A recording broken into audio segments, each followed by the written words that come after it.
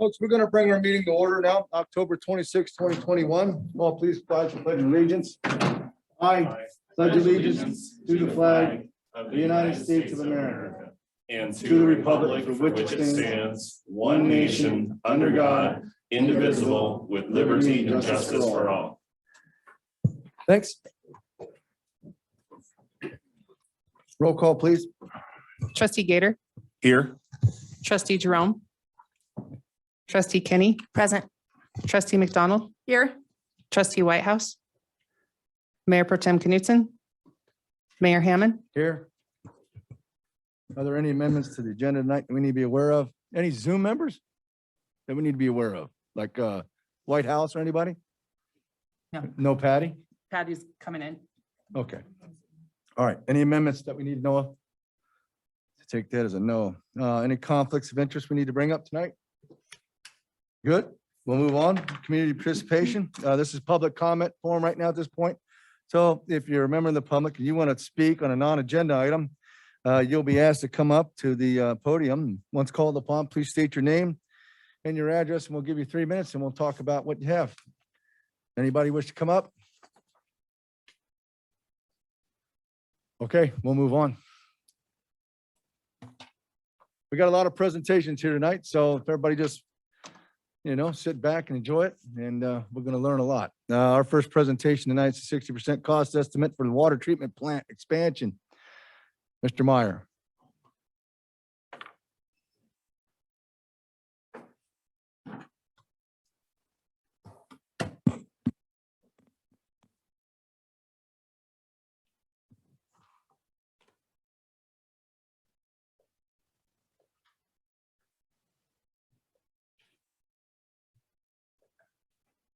Now, Dave, what you're putting on the screen, you're going to put something on the screen for us, right? It is what we have in our packet It'll be the tonight. exact same thing that you have, All right, correct, Mayor? good. Thank you.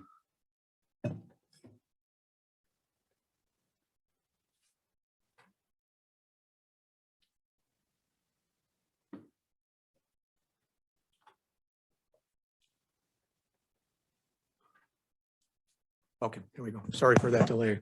Dave Meyer, town engineer. We're going to present a 60% cost for the water treatment plant tonight. 2 weeks ago, it was wastewater. Tonight it's water.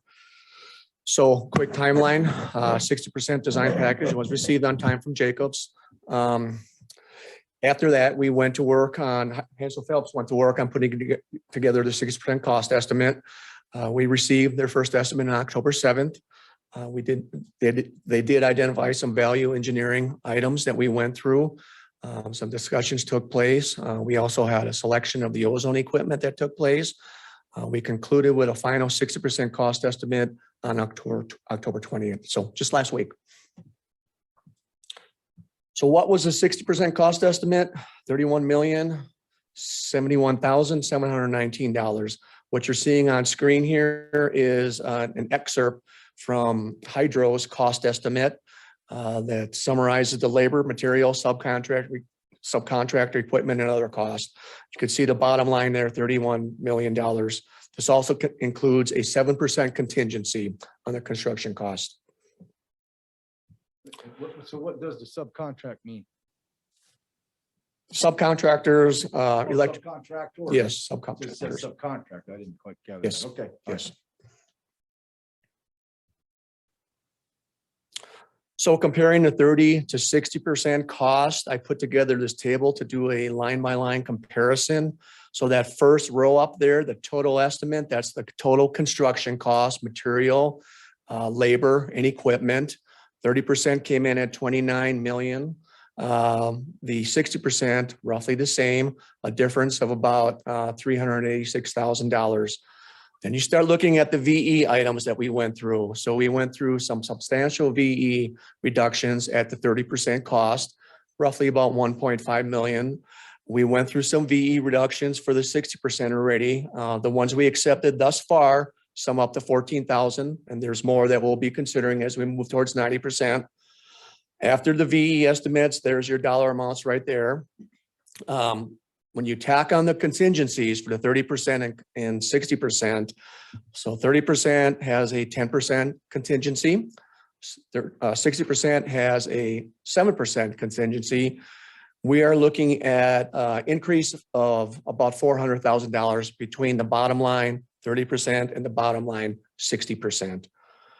I should mention also that a lot of the VE items that we were looking at 30%, at 1.5 million, and Preston will speak to that momentarily. A lot of those tended to be negated due to fluctuations in costs and increases. So please keep that in mind. So I wanted to show everybody some of the VE items that we went through at the 60% level, and there's a list of them right now. I want to clarify that the ones that we accepted have the Y for yes, some up to $14,000. The ones that have a no are not necessarily declined. We're just postponing those until we reach the 90% level. So we still have some potential savings out there, summing that all up to $645,000. There are things right now, remember, we're only at 60% design. We have to get to 90%. And between 60 and 90, we'll be going through these items more carefully with the engineering staff to see whether or not we want to accept those. So we did not decline these yet. If we do end up accepting those, we can potentially save another $500,000. So reasons for the cost increases, I listed a few bullets there. I'm going to turn it over to Preston Randall from Hansel Phelps Hydro, and his counterpart Will. I'll talk a little bit about the cost trends in the industry. Slide down for the next one. Perfect. Thank you, guys. As with everything, the reasons for the cost increase and what we've been seeing the last 6 months, nothing has changed. We're still seeing a steady increase in most of the commodities. Some of them are starting to level off at this point, but from when that initial 30% estimate was done in March until October, we saw significant increases, especially in the metals markets, as well as the plastics. So some of the examples up here that Dave put on the screen here, the electrical costs were pretty astronomical as far as conduit, wire, anything to do with the electrical contractor has gone up, including the labor. So we were able to save around $250,000 in the VE from the 30%. That was all negated this time, and actually the price increased about $70,000 on top of that savings from the 30% VE.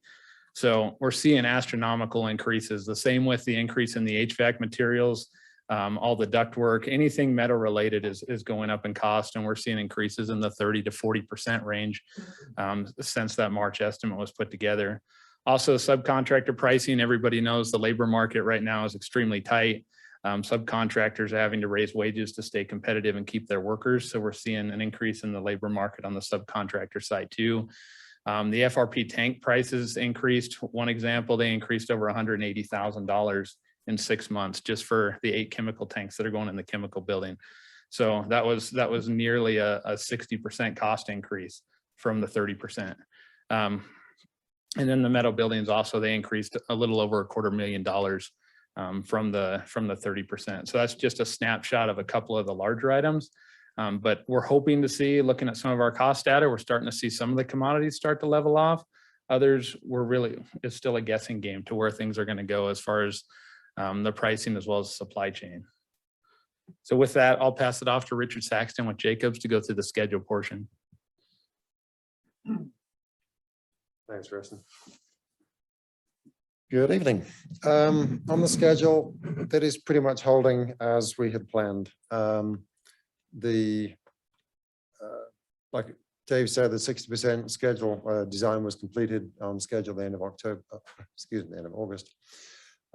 Since then, the key things that we've been working on have been the Colorado Department of Public Health and Environment, CDPHE, the submittal. They have to do a 60 to 90-day review.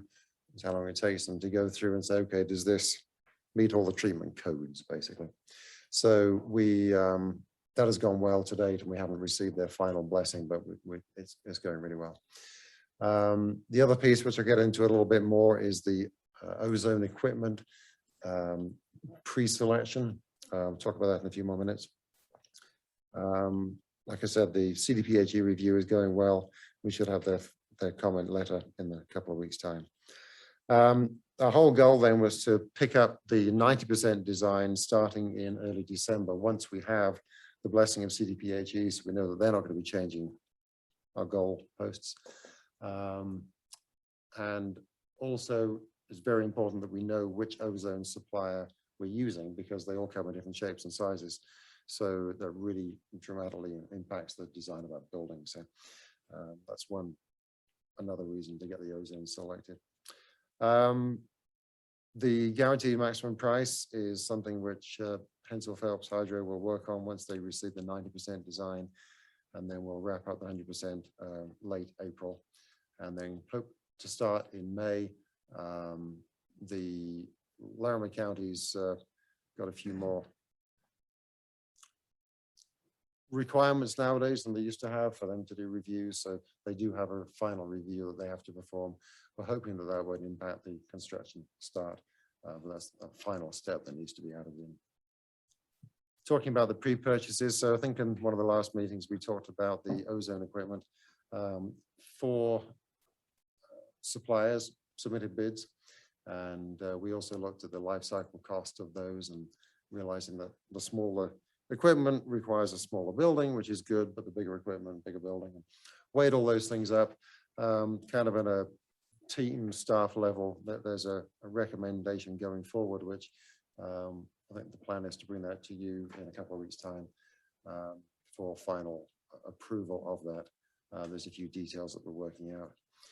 Metal buildings, typically, if you can get a metal building in 6 months, is kind of the normal way things have gone, but the hydro is getting quoted 25 months from some suppliers. So there are some other suppliers that can do it quicker than that. So it's becoming increasingly important to also pre-select the metal building supplier, which will be convenient for the design, but primarily to get them on board so we can start getting their 10-week shop drawing process done and try to mitigate any significant schedule impact. So we probably won't be on the 9th, but maybe closer to the 23rd that we may have some better information on that one.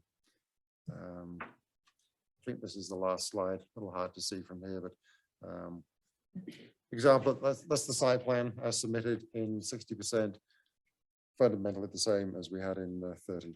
And as you can see, probably can't see, but the left-hand half of that is on the property that is being negotiated, is the additional area for your lease or purchase, however that's going to work out. That's all I had. Any questions on the engineering side, or for anybody else that's? Yeah. Any questions? So I did have a question on the VE, because you mentioned that a lot of these items were negated by the price fluctuations. So was it that prices raised by $1.54 million, or price fluctuations cause us to not value engineer those things out? I'm a little confused because we had the reductions of 1.5 million. What does it mean by they were negated by price inflections? So what we saw, and using the electrical as an example, that $300,000 cost savings in the VE from the 30%, our 60% estimate from our electrical subcontractors came in $70,000 higher than the original estimate at 30% on the electrical, not including those VE options. So really, we had a swing there of, about $370,000 from where we thought we would be with the VE that was originally captured at the 30%. So are we still saying we're keeping those VE options and it's now $70,000 more than we thought? Or are we saying we're no longer doing the VE options and it's $70,000 more expensive? Because that's where I guess the confusion for me is. Yep, the VE options are still incorporated from the 30%, are Okay. incorporated in the 60%. We've kept those going through from 30 to 60. Got it. Okay, so when I look at the total estimate here of 60 of 29,052, that includes the $1.5 million from the 30% VE reductions. Would that be accurate then? Because on the page 30% for 60%, we have our total estimates of 30% was 29,421,000, and then the 29,052,000 at 60%. So under 30%, you have the VE reductions of $1.5 million. So I guess my question is, so you're saying basically those are incorporated into the new 29 million total, but that raised because we had other expenses that went up to counter. Yes, you're Okay. correct. Got it. Okay. I just want to make sure I understood that properly. Those tables are running towards everything. Okay. So I think that's good. I appreciate a little bit. I would appreciate, I know I asked at our last one for staff to provide reasoning why. I understand you said these were not declined. I never received any information from staff, so would appreciate getting that information on. Haven't forgot it. Okay. Still working on that. Okay. Yeah. I would appreciate getting that. Thank you. No other questions, Mayor. Anything? When did we bring on Hensel Phelps? Preston, I'm gonna let you take that one. So as of August 8th of this year, Hydro Construction and Hensel Phelps merged. So now Hydro is a part of Hensel Phelps, a separate district of Hensel Phelps. Still located here in Fort Collins, still with the same people here. We just have a lot more resources now with costing and estimating that we didn't have in the past.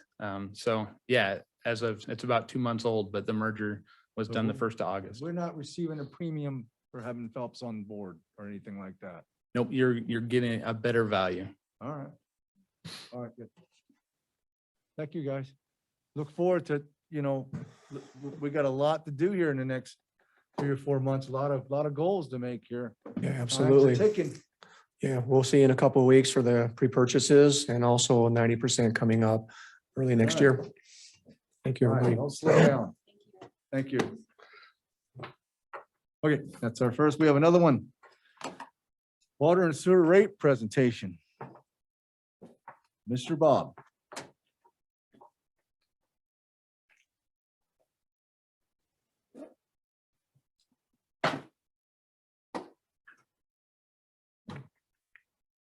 It's asking. On the Zoom.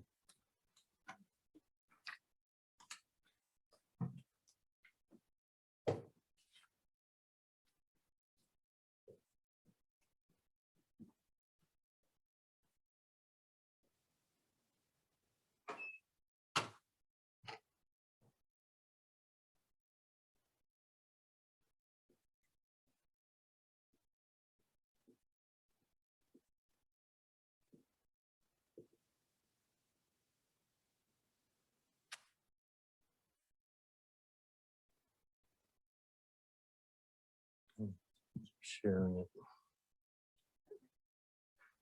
There we go.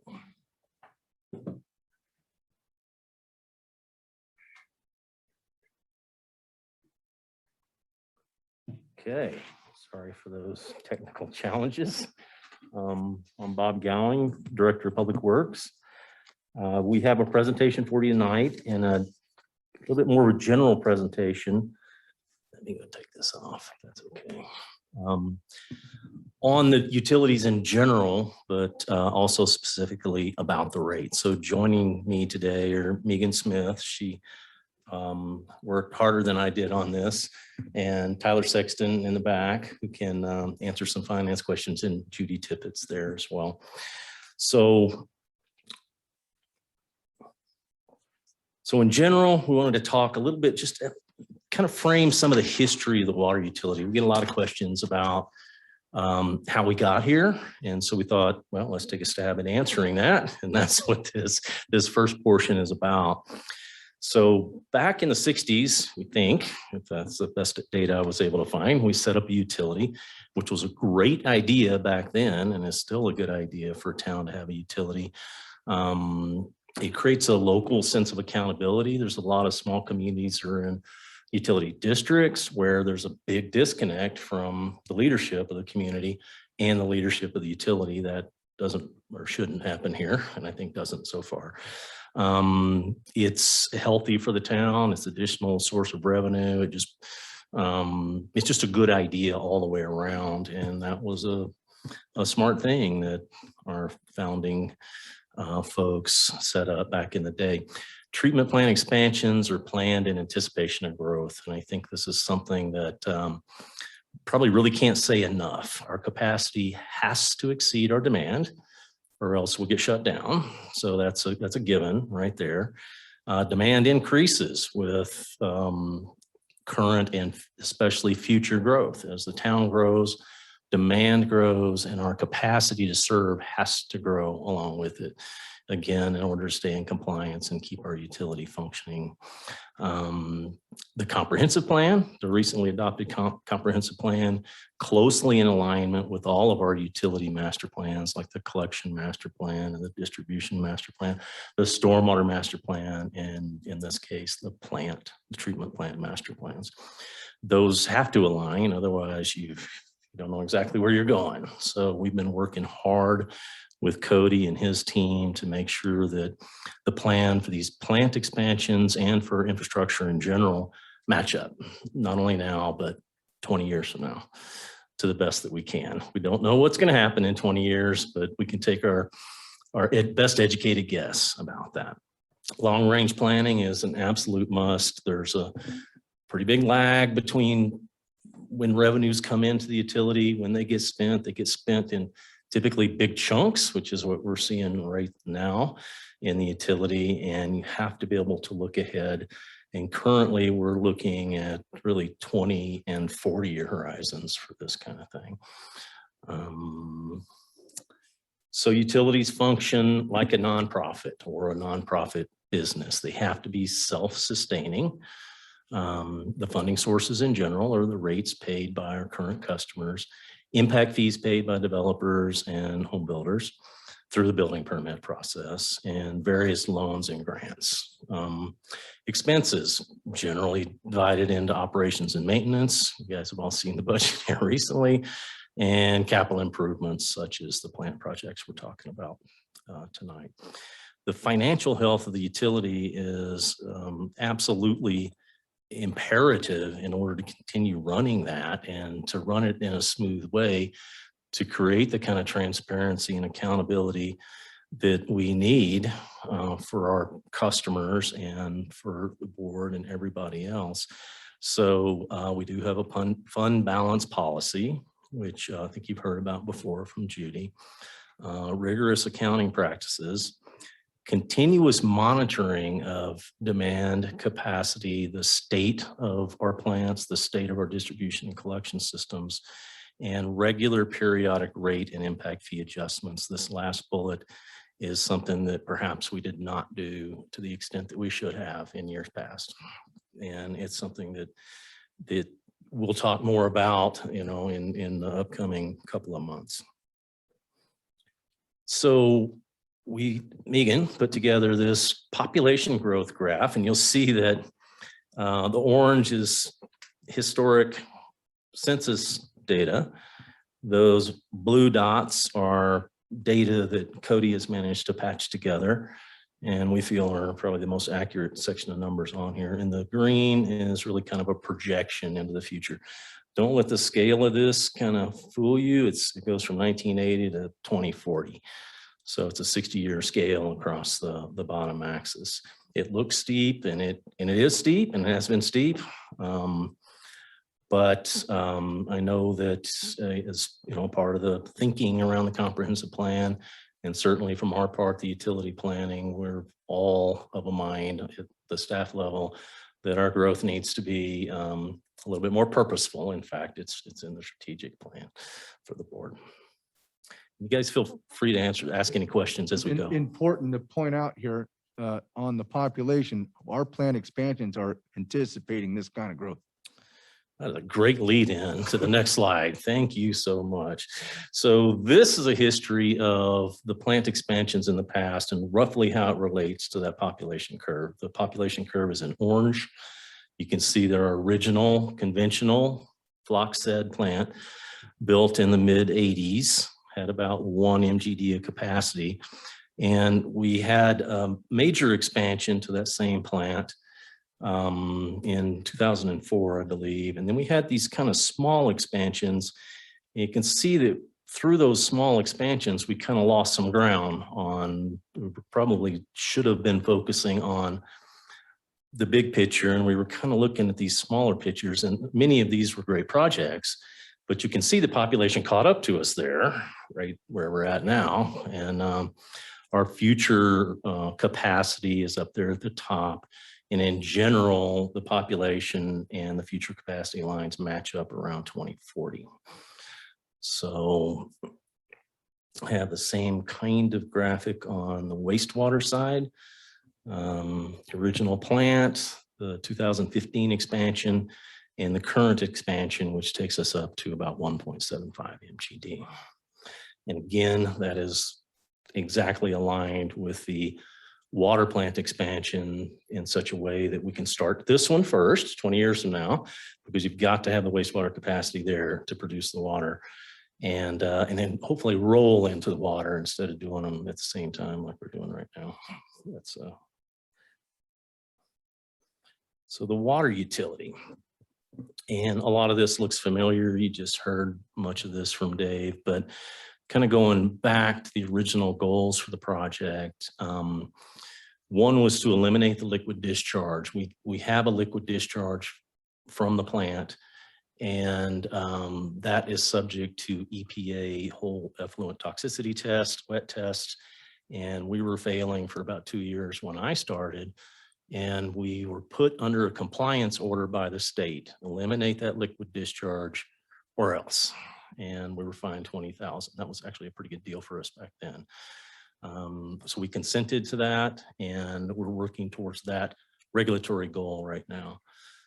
Improve taste and odor and increase capacity for future growth. The design philosophy is to take the long view and avoid future surprises. I think we would all agree we've had too many surprises recently, and we really don't want to see those surprises moving forward. And if you're not looking 10, 20, 40 years down the road, it's surprising how quickly it can creep up on you.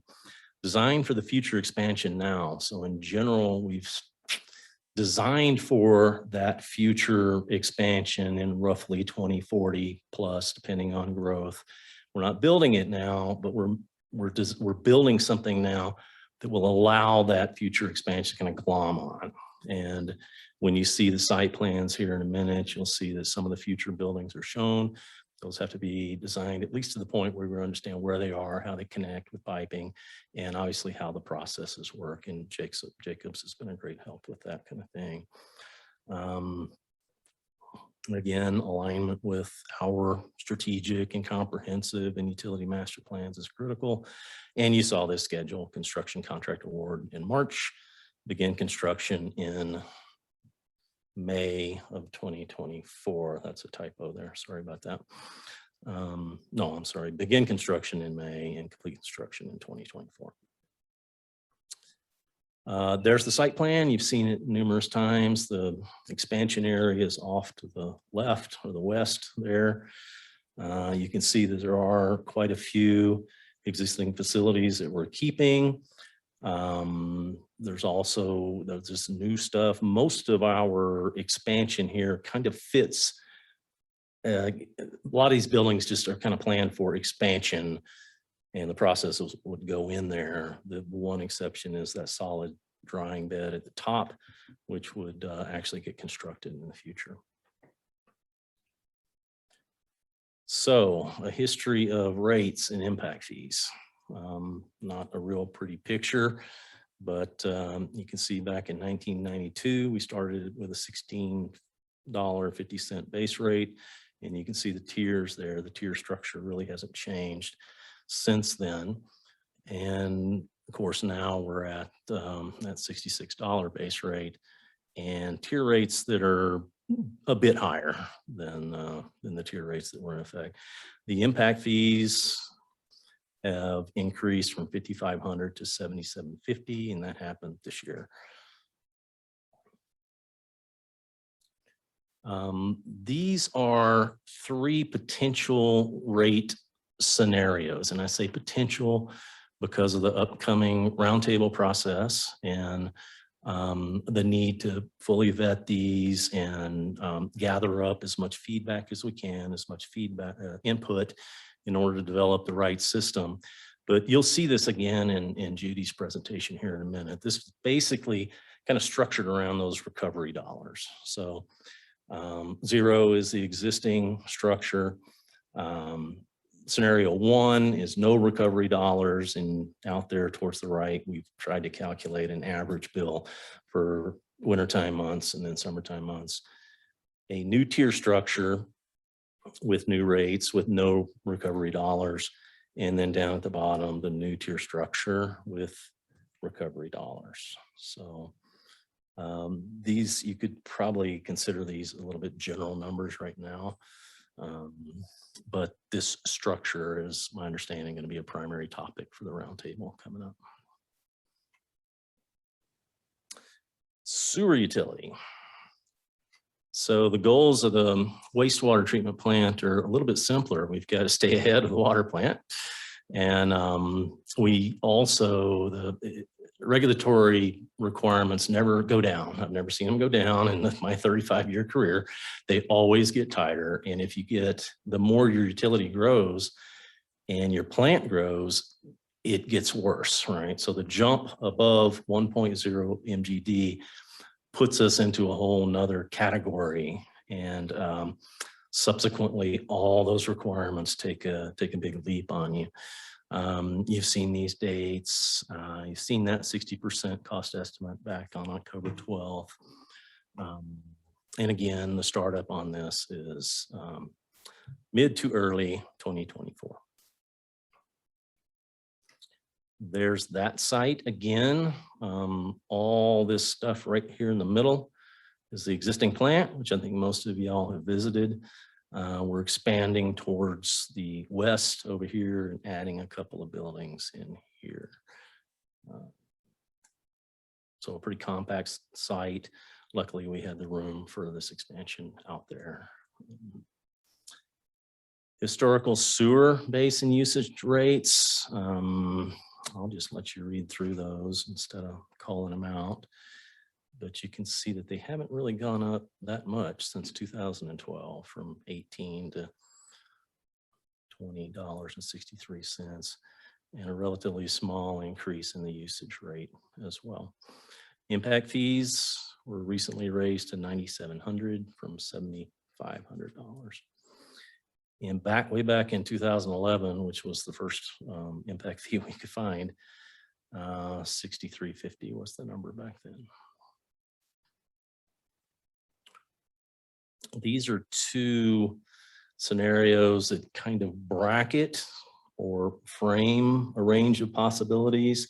Again, we're not recommending one of these or the other, just to give you a feel for where that's at. And of course, these are very similar numbers to the ones that we were talking about back in, what was that? Was it April or May, I think?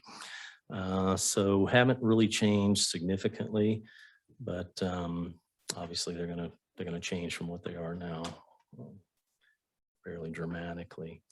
So the path forward at this point, obviously we, and I know the board expects this of us, staff, as does the public, we do want to inform as much as we can, kind of moving forward.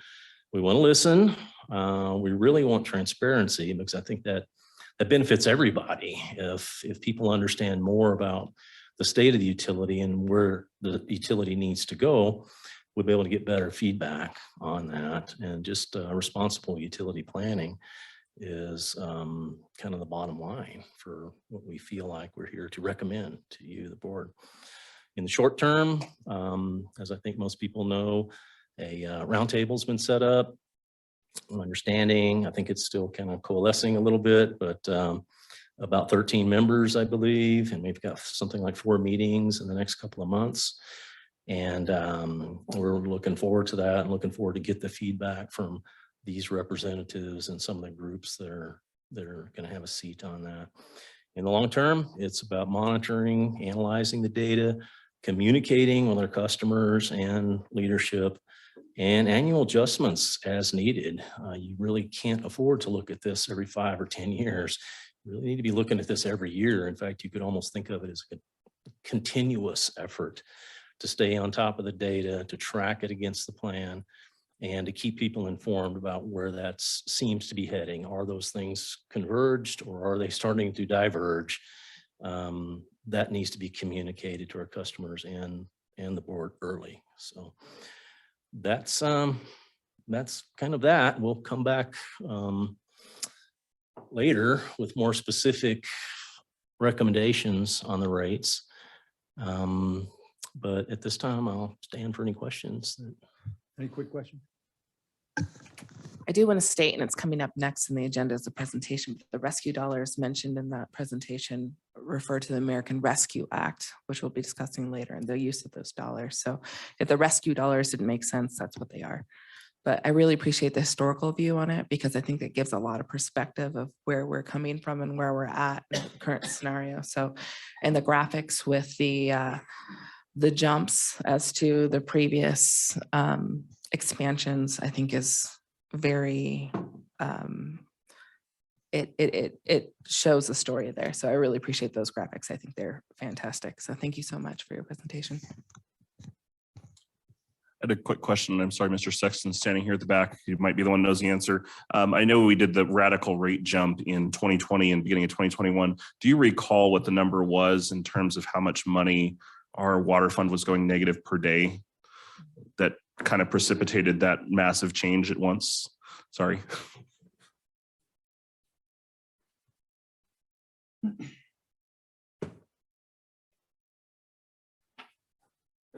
It was about $6,000 a day. Okay, thank you. And I think that was one of the things that's just good. There's a great presentation on the town website where Mr. Sexton goes through. It's on the rate change page, I think, that he went through all of this and kind of those past changes and stuff like that. So this was excellent. Thank you, guys. There is more information on the finance page as well if you have more questions as well. So. Bob, I'm looking forward to getting on with that round table. I'm glad that we're getting all this input from 13 different citizens. Has everybody picked their person yet? My citizen and my CAC member have both confirmed, so 2 for 2. Okay. You're working, I got me one, so I'm looking forward to it. You know, let's get the input from the citizens and we'll get it right from them. We're looking forward to it also. Okay, thank you. Let's move on. American Rescue Act. Mrs. Tippett. Noisy in the beginning. I was trying to get all situated. So.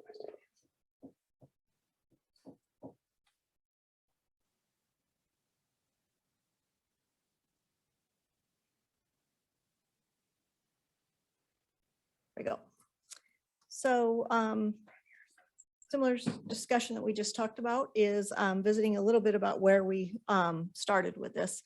So I wanted to tie this back to the first, if you remember about a year ago, we had the CARES funding. And the reason I wanted to bring that up is they are very specific. We can't double dip. And so some of the descriptions as you read through the interim language will, it sounds a lot like some of the stuff that we heard in the CARES Act. So this was proposed to us the first time that we heard about this. We were just hitting about a year into the pandemic. Most of the CARES funding had been spent. And so the package came out in March. So this is a recap of what we did with our CARES funding. We received $552,720. We gave the majority of that out to our businesses and our residents. So $349,000 went out to businesses. We did that in 2 different opportunities for them to get grants, and then we did some signage with that. We also did 140 grants to some individuals, and this went directly to their utility account with the town.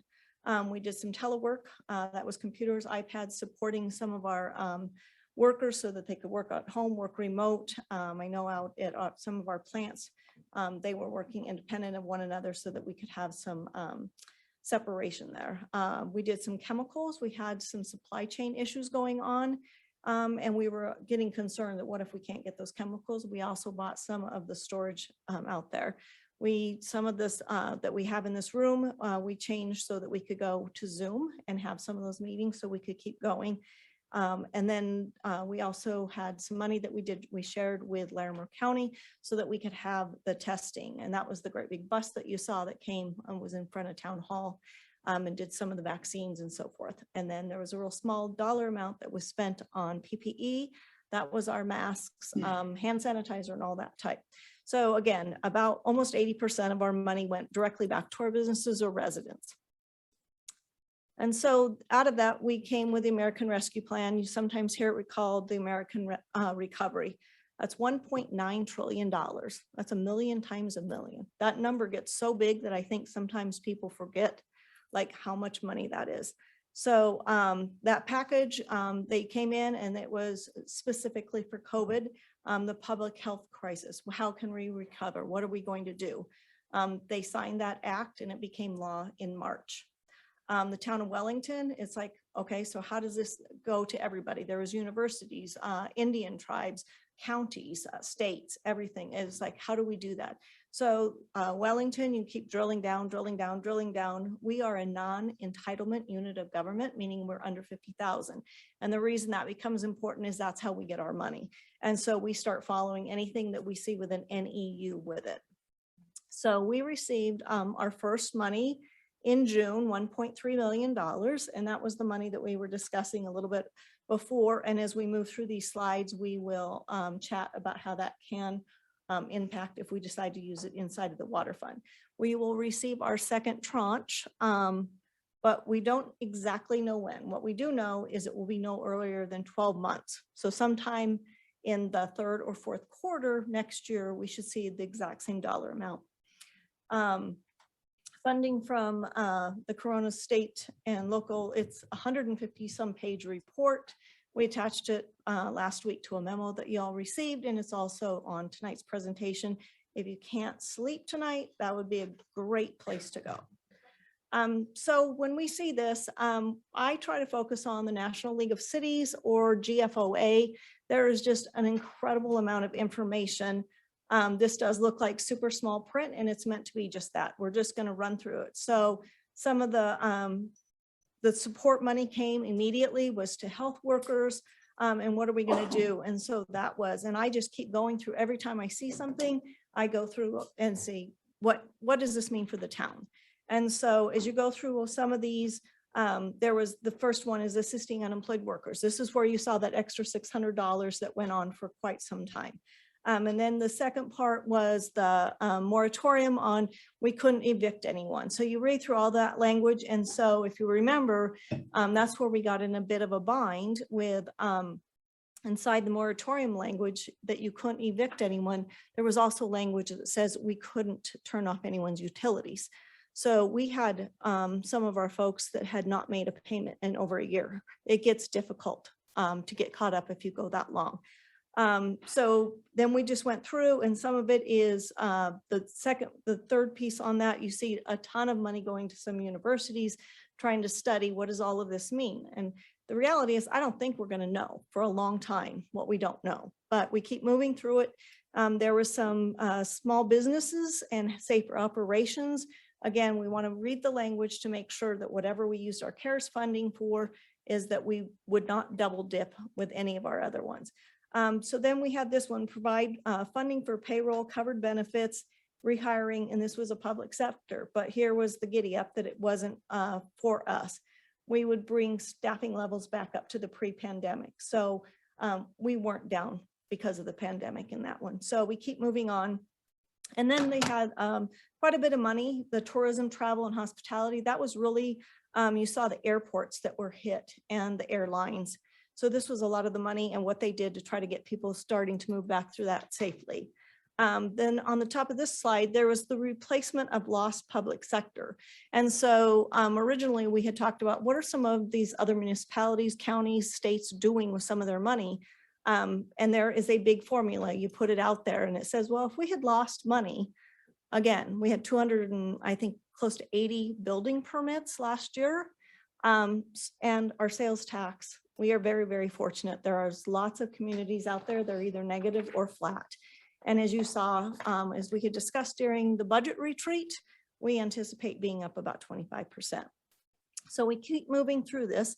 And the part that I highlighted in yellow, invest water, sewer, and broadband infrastructure. This is the piece that I've been following very, very carefully. All of the language, at one point, it sounded like they were going to actually allow us to help with utility accounts, individual people, but the more we dug into that, they strictly prohibited that. So this one says that we can make necessary investments to improve access to clean drinking water, support vital wastewater and stormwater infrastructure, and expand broadband. So that was the piece that we keep following and drilling down on, and we want to make sure is it moved. They always say it's 30 days, 60 days. Well, we don't have a final ruling. We're still working through that. And I do at the retreat, we were specifically talking about the road that will be in front of the school.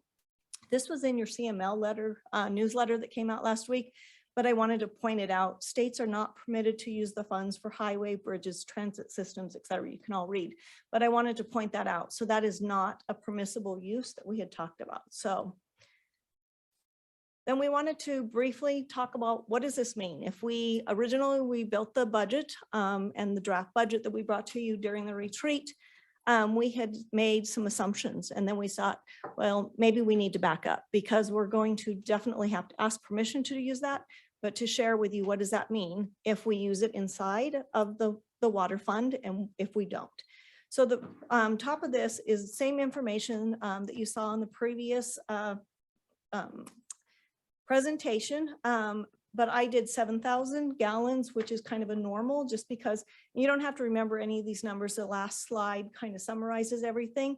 But to walk through this, when we talked about a year ago and Tyler did that presentation, it was great. But we said, what we're going to try to do is keep this down to 25%.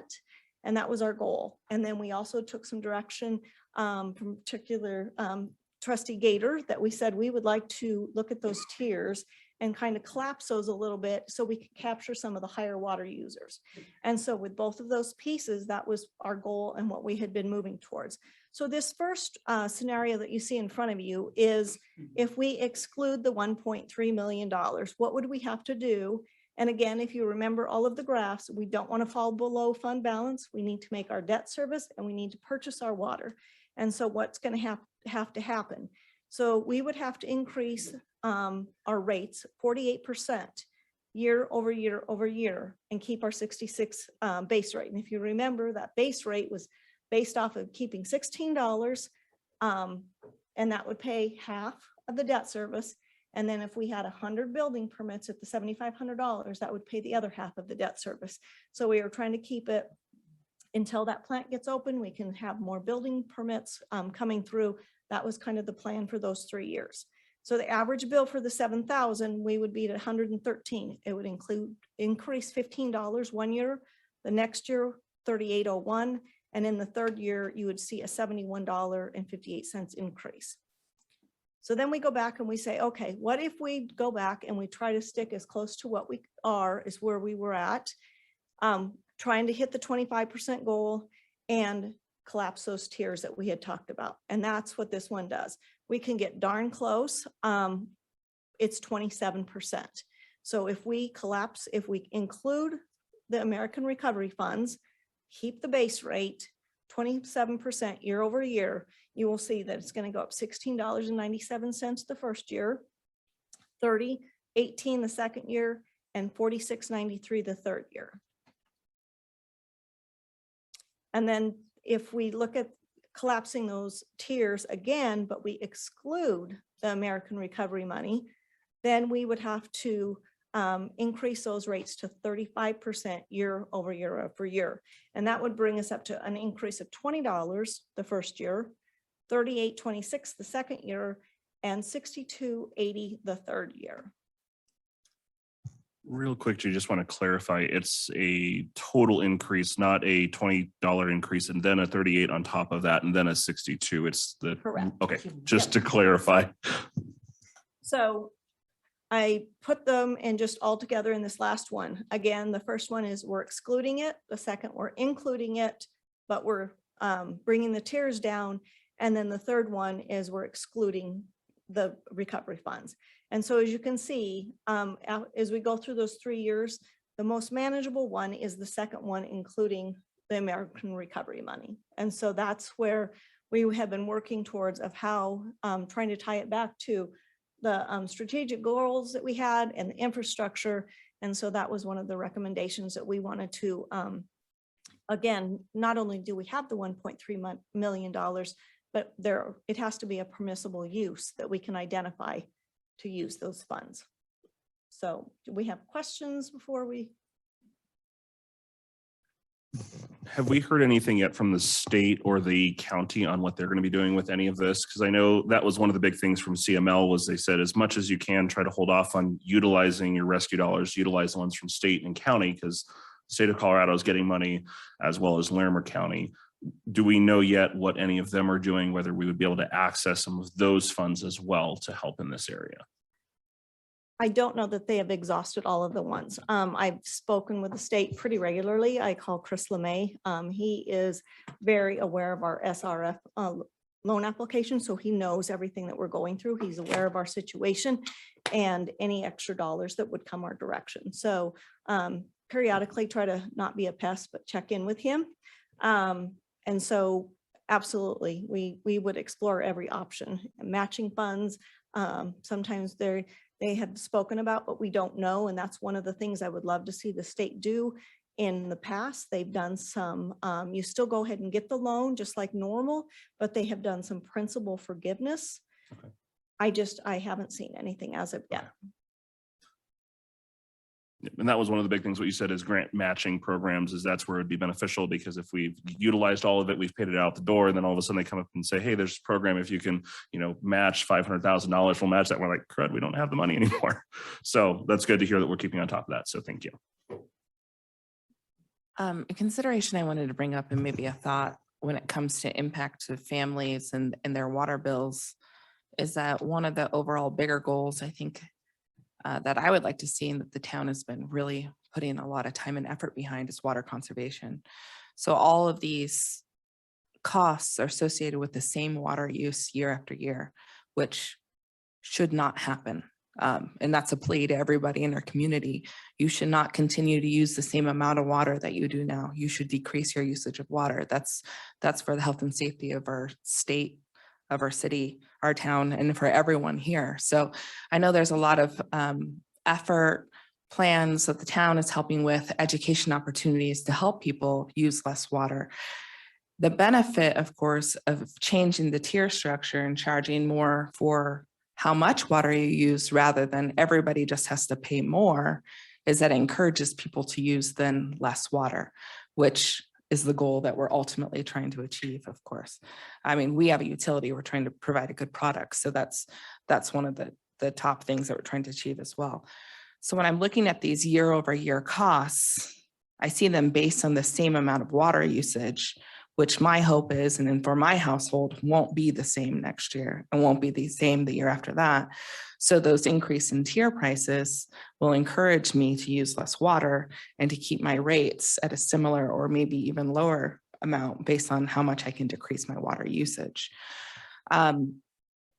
So with that said, and without knowing that impact and the effort of individuals to conserve water, I feel like the American Rescue dollars, using them now, would prohibit and discourage our town from conserving water, essentially. Because that's one way to help people to conserve water, is to help them to save money through their water usage because of the tiers. So we've discussed that before. So that's just one piece I wanted to bring up. If we're thinking about the end goal and the bigger picture of what's good for Wellington, projects for the American Rescue dollars could potentially go towards something that could have an immediate, huge impact for every member of the community now, or with a different direction. And meanwhile, the larger goal of conserving water and also still, charging a fair amount for water could still be achievable. So I want to make sure that we're not saying that that's the only possible route for that. And I'm also not saying that that shouldn't be where it goes. I don't know. But I think that is something definitely that our community roundtable needs to consider and discuss, as to see those benefits for the actual rates versus other benefits to the community for recovery dollars, what those could include too. So I just want to bring up that perspective. No, I look forward to hearing what comes out of the community input. When do you get all of the costs for the year all together and know what we spent for all this water and have some real numbers? When do we see that? For Yeah, the bill that went to North Pooter, all of the O&Ms, all of the, the money we're spending for the note. When did we get that compilation that we know real numbers of what that bill was, and if we're working with real dollars? When do we see that? Well, we should see the North Pooter bill really anytime. We could get that really any day. And as far as we close out every month end. And so as we move through, we won't close December until January. But as we do that, I mean, we close every month and we look at that. And so the next presentation is actually our third quarter treasurer's report. So we'll visit a little bit about what it means and the water usage and what that means to our North Poudre bill, because it is based on how much Yeah. water. Yep. And we're gonna find out just what we've been saving, if we have been saving. Well, Mayor Hammond, I have a quick question Yeah. for Judy relative to that, and that is coupled with trustee Kinney's argument relative to maximizing the use of the American Rescue dollars. In that bill for infrastructure improvements, did it include land acquisition? No. Thank you. Did want to comment just a couple of things. So thank you. It was a very good presentation. And as Ms. Tippett's mentioned, I was one that was really pushing it. We need to look at rates, and I want to make sure that I clarify why that is. What I've consistently heard from people is it's very frustrating to have this huge jump in the base rate that you have zero control over. So it's like, well, my water bill is going to be this no matter whether I turn the tap on once or not. And then on the same note of that, I've got 8 people living in my house.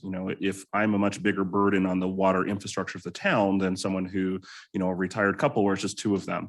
And so personally, I'm not saying you should have a higher rate if you're a higher user. I'm saying because I am the higher user, but I should be paying a bigger impact into the town utility than someone who's just got 2 people in the house. So that's the reasoning, and I'm glad to see that we're looking at that. And I really am excited to hear from the Citizen Roundtable. And my ask to the citizens of Wellington is these are going to be your neighbors. These are the people that are in your circles. So I don't know how we'll work that out, but please talk to them, let them know, because we really do want to hear, we and staff have been working on this for several years now that we've been working through this, but we really want to try and get that input from the citizens. So we would encourage you, find out who those people are, reach out to them, share your thoughts with them as they work through this to bring back to the board a recommendation, because there might be things that you guys as citizens think of that we haven't thought of yet. And so I'm excited to see what comes out of that. The community roundtable is a group of citizens, or in this case, water users of our utility, that will be getting together and having several meetings with staff and other experts to create a recommendation to the board on what to do with rates, in this case for this roundtable. So for those of you, when we keep referencing roundtable, that's what we're talking about. So that's a new form of community engagement that was recommended from the CML Colorado Municipal League conference that occurred and was very successful engagement in those other communities that we're taking those best practices from. Thank you. Any other questions before we move on to the treasurer's report? I think we should move on. Thank you. Crystal, if I have my treasurer's report up, how come it doesn't show? Reshare your screen.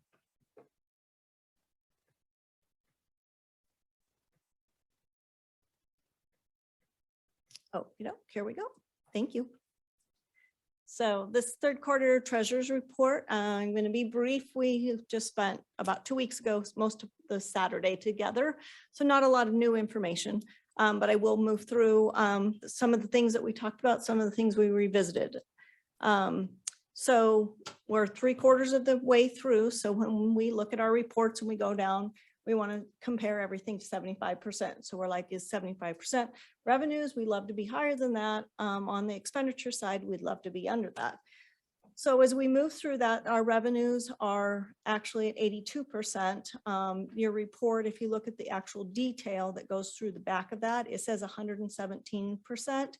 Again, that's got that $1.3 million.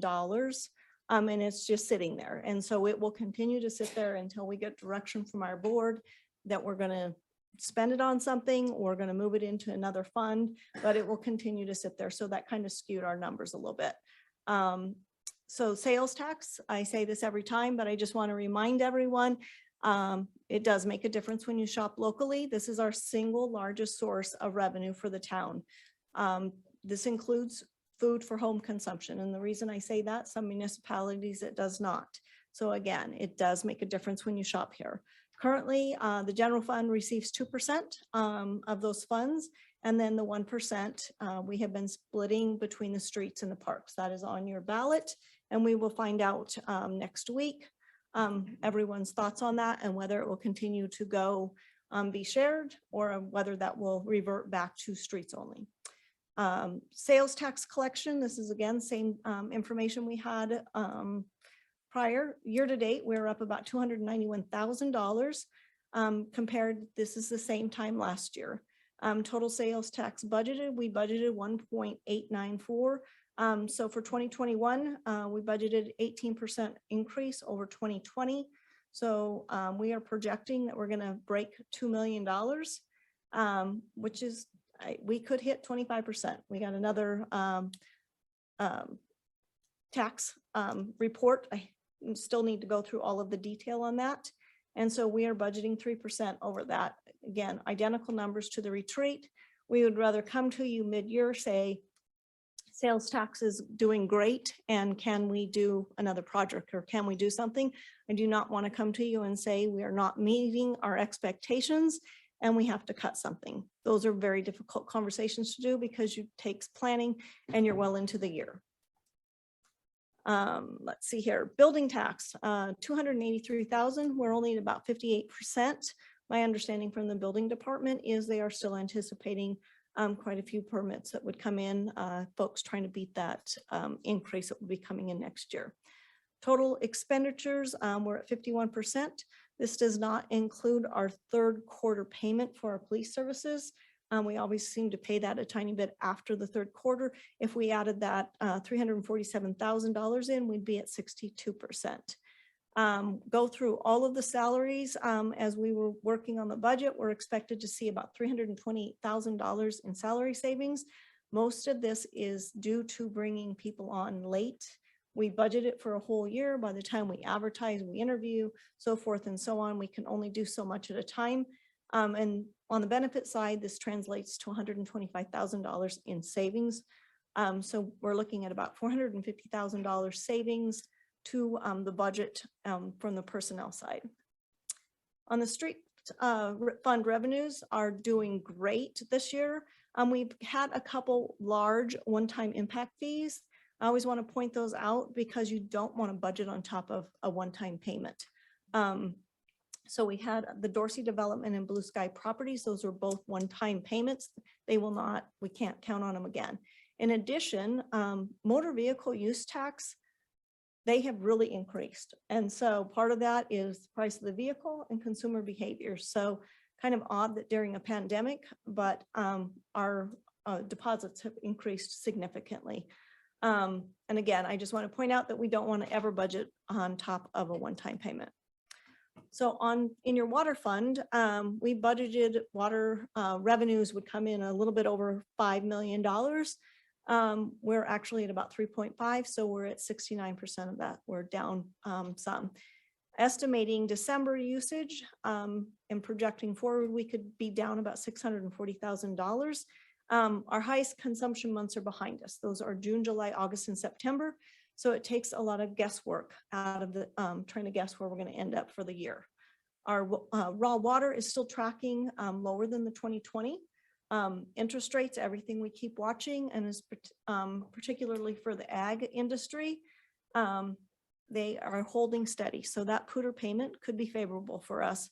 And just as a reminder, that is calculated on our acre feet usage of water, agricultural loan interest rate, and the average price per share.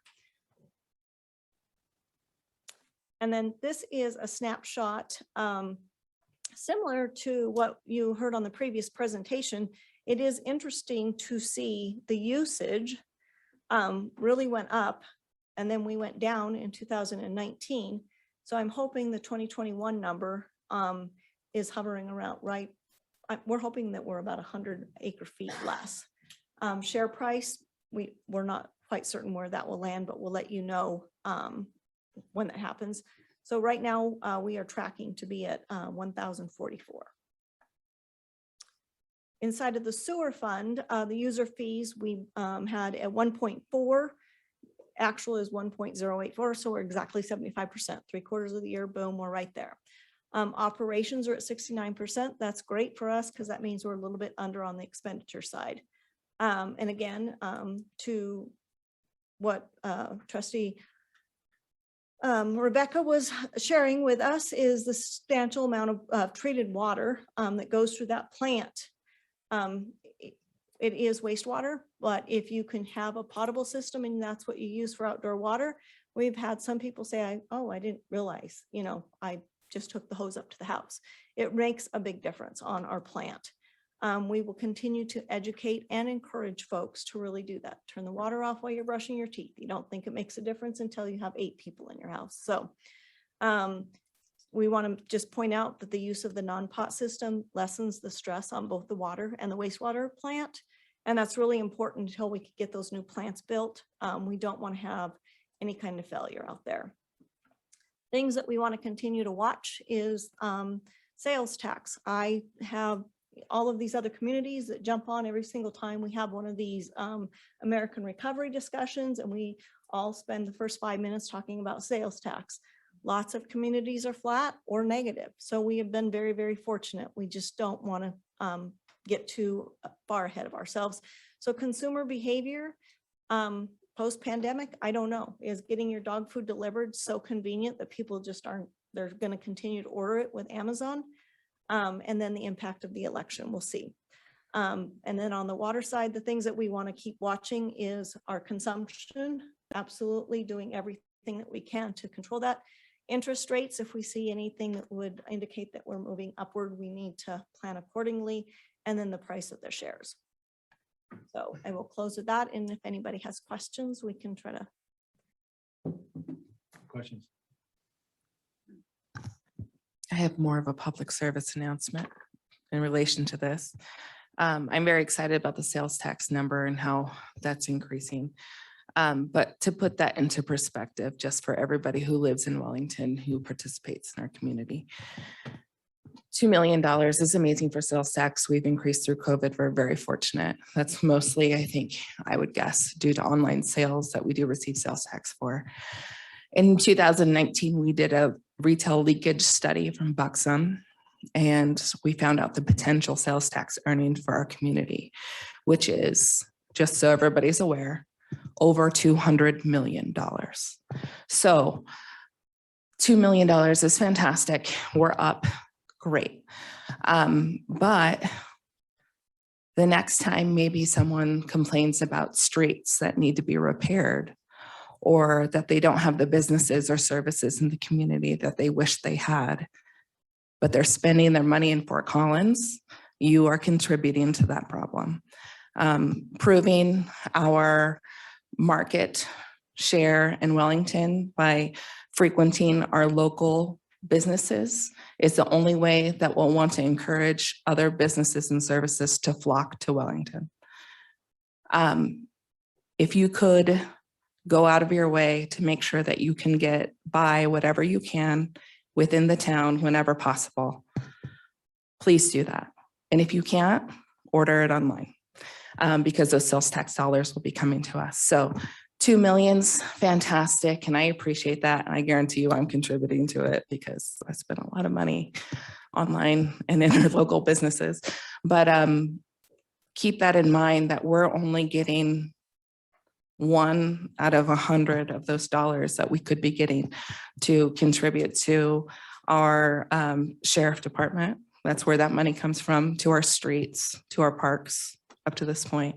So where you spend your money matters. So if you want Wellington to be better, stop spending your money elsewhere. So thank you. So just wanted to say thank you, Ms. Tippett, for the work that you've done.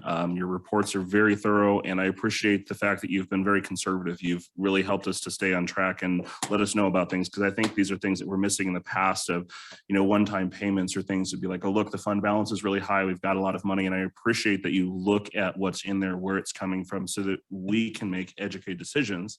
And when we're spending the money, that we know, is this something we're expecting to come in or not? That's incredibly helpful, because a lot of times I just see numbers. I see these are really high. I appreciate you taking the time to break those down for us and for the public, so that they understand when we're spending money, are we spending it wisely or not? So thank you very much. Absolutely. Thorough report. Appreciate it very much. We'll let you go. Thank you very much. Okay. Thank you. Bye, Wellington. You heard it. Okay.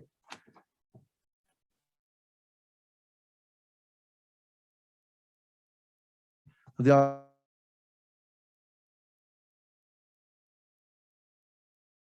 board have issues with these minutes that we need to bring up. So I know I shared my concerns to the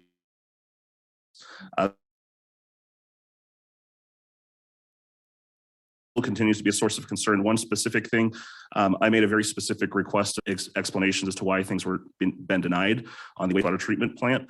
Those are some things that I understand we're trying to shorten minutes, but that was a very specific request. It's not reflected in these minutes. Oh. So it's a little concerning to me. I understand the board said they prefer to just use online, but specific requests from the elected officials, I feel that those should be notated in the minutes. And that was one that was very clear, not included in the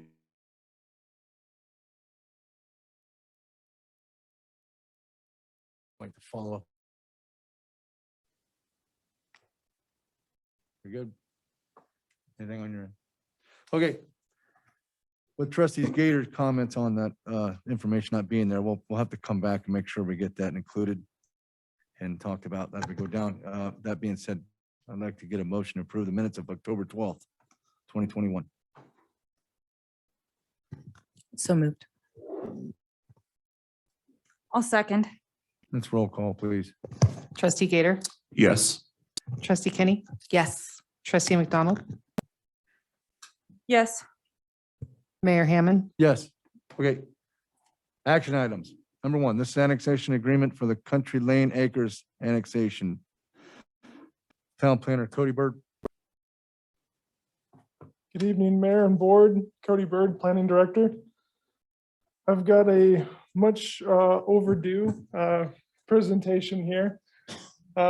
This report is on an annexation agreement for Country Lane Acres annexation. Just a little bit of a lag, there we go. Just kind of orient you here as a reminder. I think most of you were on the board when this was started, but some of them maybe not. The Country Lane Acres annexation property is about 35 acres and it's located east of I-25, just south of GW Bush Avenue. This process was started and then restarted. It was actually, the annexation was approved in 2020, subject to an annexation agreement. And then due to a couple of challenges and some timing, redevelopment plans, and just general coordination, that approval was subsequently extended a couple of times pending the annexation agreement. So that's what we're doing tonight. We've got the annexation agreement ready to go and we're recommending approval. Just to kind of give you some quick background, the property is within the town's growth management area, so it's eligible for annexation, which of course the board has already taken action to annex the property. And it's within the 3 mile plan, which is also a statutory requirement. Just as a reminder, the subdivision, excuse me, the annexation property was originally proposed with a concept plan for half-acre lots or larger. And that is consistent with the future land use map, which identified this property as low-density residential. And as I mentioned, it was approved in 2020 by ordinance 1-2020. This annexation agreement is pretty typical of annexation agreements the town has done in the past. There are a couple of things I wanted to point out that are just a little bit different for this particular property. First of all, which is the case with any annexation, any legal existing use that's there at the time of annexation is allowed to continue. Some of those, excuse me, this is just hard to breathe through the mask. Excuse me, reset myself there. The uses that are on the property that are existing at the time of annexation are allowed to continue. If there's any use of the property that doesn't conform with the town's requirements after annexation, it can continue. Some of those items might become non-conforming uses or non-conforming structures. So if a shed or a house or something doesn't meet a setback requirement, we don't make them tear it down. It's just a non-conforming use or structure subject to a different set of regulations identified in the zoning code. The other requirements that were included in this annexation agreement include that the property before it's developed for the concept plan or any other development plan goes through subdivision plat and a development agreement for that particular development. That includes engineering plans, public improvements, all of that. One other unique element to this particular property, the property owner dedicated utility easement across the property in the past. There it is. You can see kind of generally across the property, this was dedicated for a sewer line. And as part of that dedication, the owner was granted a sewer tap free of charge. Has not been used yet. Owner has retained that, intends to use it someday. So that's identified in this annexation agreement. And then the last component here on this slide, which is really important relative to the conversations that our engineering division and finance presented earlier. We've got this water and wastewater capacity challenge we're dealing with right now. So we've identified that as part of this annexation agreement, the owner would not be able to obtain any building permits until there's adequate public facilities, which means our treatment plant expansion projects would be online. The last, excuse me, the last couple pieces that were unique to this property, we haven't quite identified with the owner when development would be anticipated, but because of the timing with the water and wastewater, we anticipate that it will probably be a couple of years down the road. There may be a desire or a need to improve County Road 60 or GW Bush prior to that time, in which case right-of-way Ford Road could be needed. So we've identified that an additional 20 feet of County Road 60 would need to be dedicated prior to development. So that's identified in this agreement. And then the last piece, similar with the timing standpoint, on the map you see here, the cursor, white on white's a little hard to see, but this portion along Box Elder Creek, as identified as open space, it's about 5.2 acres. That was part of the concept plan, and that staff feels that's a good dedication for the open space for the overall subdivision. It would meet the current dedication requirements for open space and parks. So what we've identified in the agreement is to include dedication of that property sooner than development if the town requests it. The reason being, this could be a very good trail connector between our existing park and trail system and a future Front Range trail that's in a conceptual format. This is a likely alignment for that trail. And so I'm talking with the developer or the owner. They agreed that that would be something they'd be willing to do. So we put it in the annexation agreement to memorialize that. Good. So those unique couple pieces aside, it's a pretty standard agreement, and staff is recommending approval and asking the mayor have permission to execute that agreement. No. We got the understanding he's not gonna proceed with building or anything, but he could start doing infrastructure. Not tapping in, that kind of thing, right? He could do that preliminary work. Well, I have a question about that. Yeah, right. So the release of those building permits, is that a first come, first serve, or do you already have those building permits dedicated to specific developers? So I'm the owner. I'm Steve Lane. And I had a financial partner who has since backed out. Some of the things that happened through the town and rates that have gone up and everything else, he's backed out. So right now I don't have the money to do it all myself. I'm trying to get that, but right now I don't have the money to do it. I'm looking for a financial partner or somebody who will buy it, and I'll be a partner with them or whatever works out.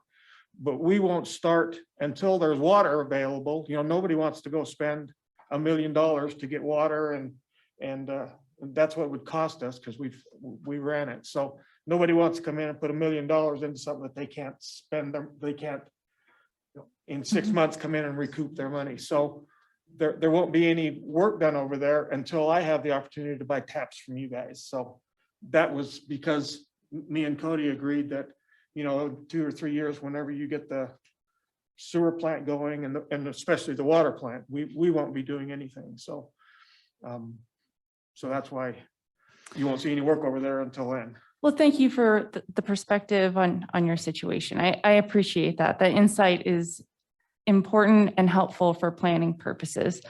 But the question does still stand for Mr. Byrd overall for developers. What is the procedure or policy that staff has in place for releasing those permits? Yeah, so I'm working with each and every developer who's building homes in town. And they're telling me exactly what their expected rate of permit that they would like to obtain each year is, and we update that quarterly with them. So based on what they're telling me, and they understand very well the limitations that we're looking at.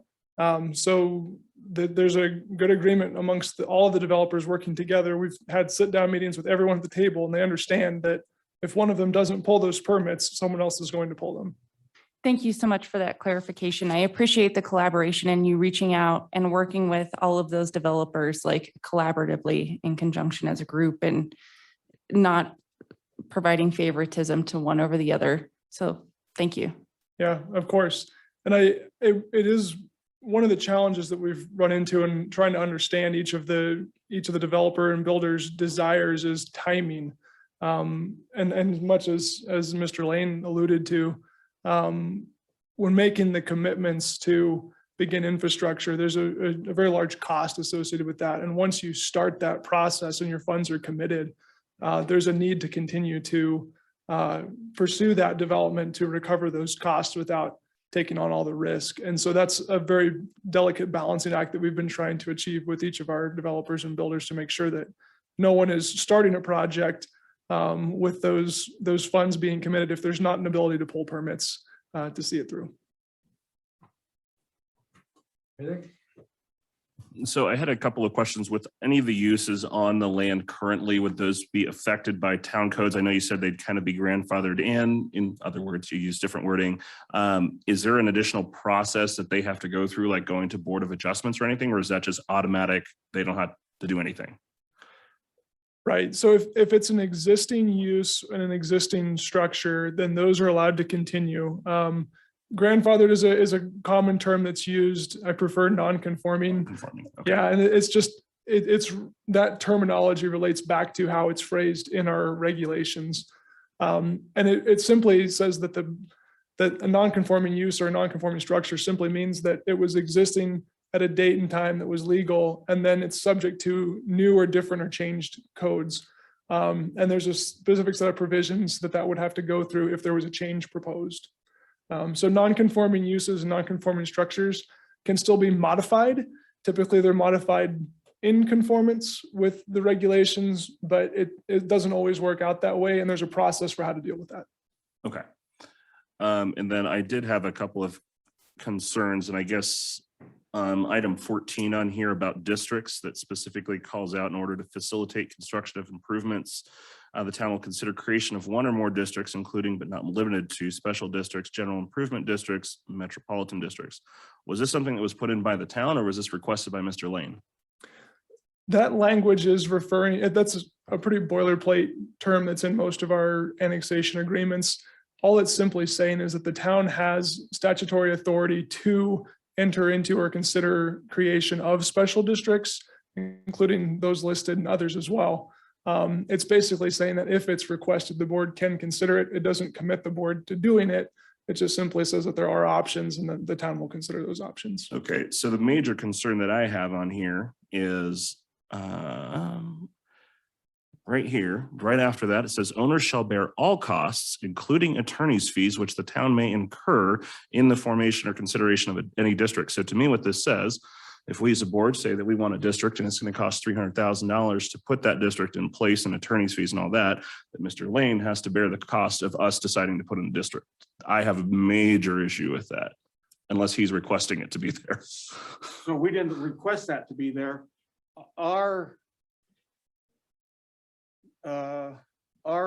conversation with Cody, and I believe it was with Cody, we've been doing this for 7 years. So if I remember everybody who we talked to somebody about doing a metro district. Okay. And they went back, and I think it was Cody, they went back and said and I believe it was the town board, wouldn't support that. Okay. a metro district. So we have never, I saw that in there and didn't ask it to be changed, but we have never considered having a metro district or anything else out there because we were told at one time, no. So Got it. that's Okay. that's what I remember, and I think that's above my head Sure. anyway, all that stuff. So Okay. if you got somebody who really knew how to do developments, they may understand that, but right now I know that we're not interested in doing anything like that. Okay. And we were told, no, we couldn't do it. Okay. So Mr. Bird, could you address the concern that I have that if we decide to do something, he has to pay for it? And a special district creation like that is not a unilateral decision. It's a agreement between parties. So it wouldn't be unilateral. Well, So- but it says right here, the payment will be unilaterally on Mr. Lane. Or the developer. And so that if the property sells and Mr. Lane's no longer involved and a new owner comes in and requests one of those districts, if they're requesting that district, they would bear the cost of creating the district for their use to develop that property. Yeah, in my mind, it's a funding mechanism that would be initiated by the developer, builder, landowner. So that would be there, and then we would either support it or not, but it would be like initiated as their funding mechanism for their development. Would it be unreasonable to clarify that in the language to say that if the developer brings the district to the town, then it's their burden to bear? That's what I would like to see. Mr. Sapienza, can we do that? Absolutely. We can Okay, make a I quick will change on support that if we can change that to what Trustee McDonald said. I have no problem with it if it's their idea. Where I have an issue with it, if it's our idea and they have to pay for it, that's a no-go for me. So if we can change that language, I have no problem with it. With this boilerplate, of course, it does assume that this is coming from the developer as a Okay. request to the town, and that's how this If would we happen. can just But spell if it you out would in the like a language. clarification on that? Yes, we can make please, that let's put kind that of in the change. language. Thank you. Well, and to Trustee Gator's point, metro districts, special districts, those can be very confusing to people in the community and to an inexperienced developer.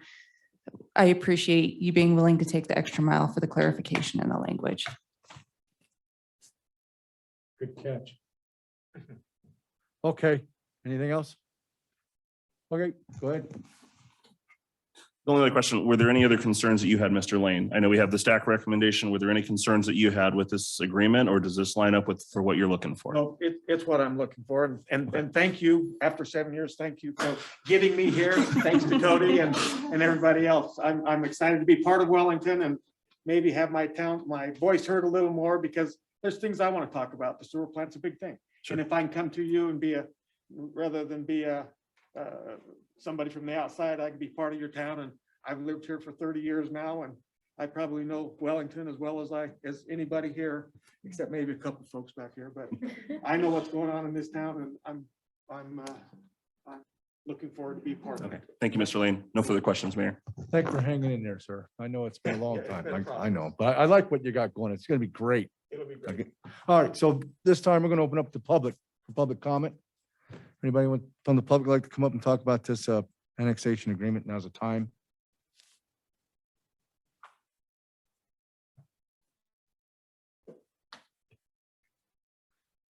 Okay, doesn't look like anyone wants to. We'll bring it back to the board for a vote. Can we get a motion to approve the annexation agreement for Country Lane Acres annexation with the caveat, the language that Trustee Gator and Trustee McDonald brought up? Give me 1 second to find the specific spot so that I can.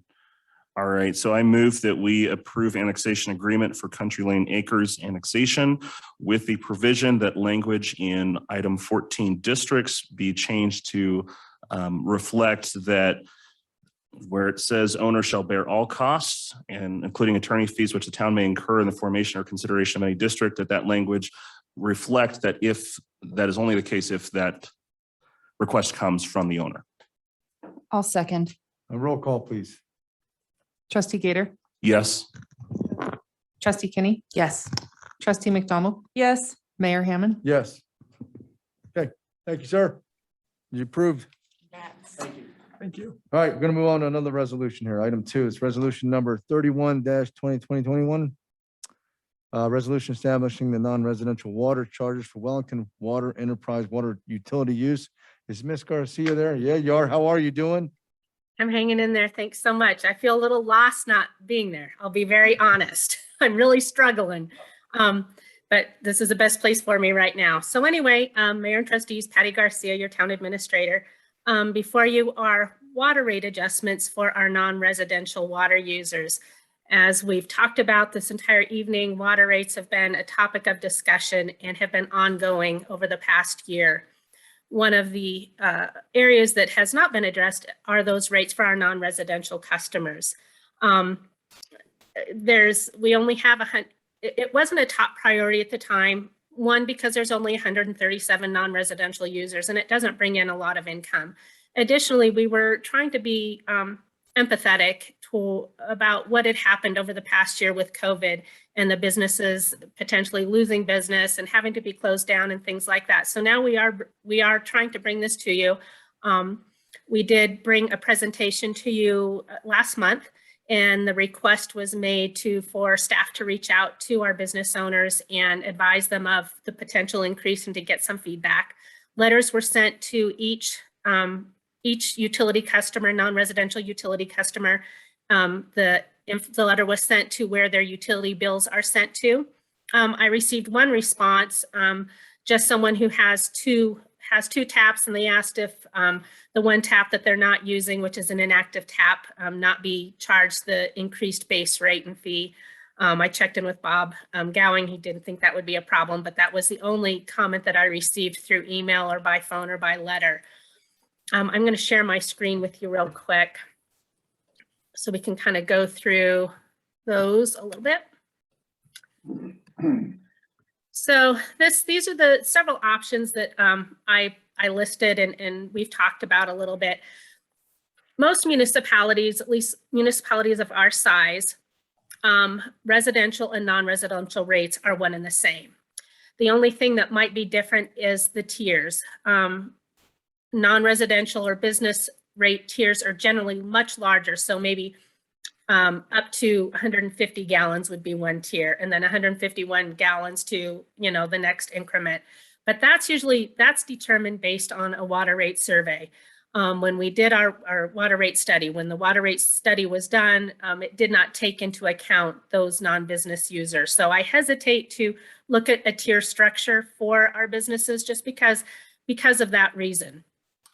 But to go back to option one that I have listed here on the screen, and this is the one that staff would be presenting or recommending, and this is the one where the resolution is reflected on, is to increase only the non-residential rates that are below the $66 residential rate. The 3/4 inch and the 1 inch tap rates are similar to the residential rates that are in place, and there would be no change to the 1.5 inch or the 2 inch rates, and there would be no usage tiers added. From a staff perspective, if rates were to be increased, this would be the simplest and most effective way to increase rates and make them similar to what our residents are paying if that was an equity issue that wanted to be handled by the Board of Trustees. Option two is to increase those non-residential rates that are below the 66 and expand the tiers for the non-residential customers. So essentially all the rates would be similar to our residential rates. Sorry, my mouth is really dry. And then option three is to keep the base rate at 66 for all tap sizes and include the residential tiers. And then option four, which really don't want to even go there, is establishing the base rate of $66 and establish rates using the flow rate and the meter size with no tiers. That is done by some municipalities, but it's not, I would hesitate to do that without a real water rate study. Of course, there's the option to not do anything at all and to leave the rates as they are, which is right here, which is this current rate that I have going right here as far as what they're paying. So you can see the non-residential rates. We already have two, the 1.5 inch and the 2 inch taps are currently paying above the $66 base rate. I'd be happy to answer any questions. And I'm sorry, that was a little quick. Okay, let's start on this side. Trustee Gary, you got questions? So I don't think I really have any questions. I'm glad we got this in front of us. So thank you very much for getting this put together. I personally, I think we really need to be looking at the option number 2. I understand that we don't have a specific water rate study on the businesses, but I think just keeping it consistent with what we have on the residential users. So it's, what we have in place for tiers on one side is same for the others. On the same aspect of that, if there are ways that our non-residential users can decrease their water use, that's what we'd like for everyone to be able to do. If they can decrease it, then great. And typically the tiers are a good way to implement that regardless of whether residential or non-residential. So I would lean towards option number 2 as far as a way to go on that. But I don't think any questions. I know you mentioned we got one response. I talked to one business owner 2 days ago, and I guess they never got it. So I'm not sure how that happened. But they weren't aware of the change coming up. So I let them know they could find it on the website, and I have not heard from them since. So I assume they have had a chance to look at it. But I appreciate this being brought to us. And I know it might be a small amount, but I believe that based on the information you shared in the earlier part, it still does account for about 10% of our revenues, which is fairly significant. So I think that's good for us to get this updated and on par with the other rates. Sure, thank you. I have talked with a lot of business owners on this subject, and there is a real risk of, if there is a considerable change in water rates, that they will have to, not as a choice of, I'd prefer not to because I don't want to pay more, but have to, for the viability of their business, move from Wellington. So depending on this decision or how we move forward with maybe an additional water rate study to see how it might impact specific businesses, because although there are, it is 10%, there's a lot of different uses for water and how it impacts their business. So I would be hesitant to make any considerable change without understanding. We have so few non-residential users. I think we could be able to look at the impact of pretty much all of them. And I don't want to run numbers for every single person, but to kind of get a more intimate idea of how this might impact them and will they leave us? Because this is not the time to lose businesses in our town, and not the time to not encourage them. So my thought on this is the residential increase thus far that we've done and completed was increasing a base rate. And then minor changes to tier rates. So I would think if we were trying to apply a similar activity to non-residential users, that we should raise those base rates up to the minimum the residents are paying as well. So if they are at that $18 or $45, they should go back up to the 66 that would match the residential users. And I think that would put at least bring that up to an equal value for base rates for all of our users. But I just want to severely caution our board that making any significant commercial or non-residential changes to water rates will take businesses away from Wellington, valuable businesses that contribute significantly to our community, not just through their businesses, but through other activities and support and fundraisers and community engagement that these businesses support. We would be losing so much.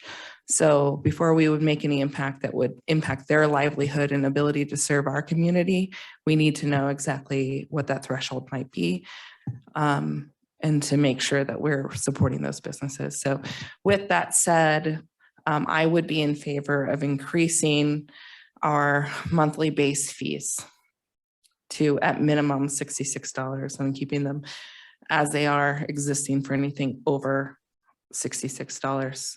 The secondary option I might consider is increasing that base fee for all of the taps up to the difference between the $18 and $66. So we'd be increasing all base rates. So that would be my other suggestion, but I would not be in favor of any additional tier rate charges. So you don't like any of the options?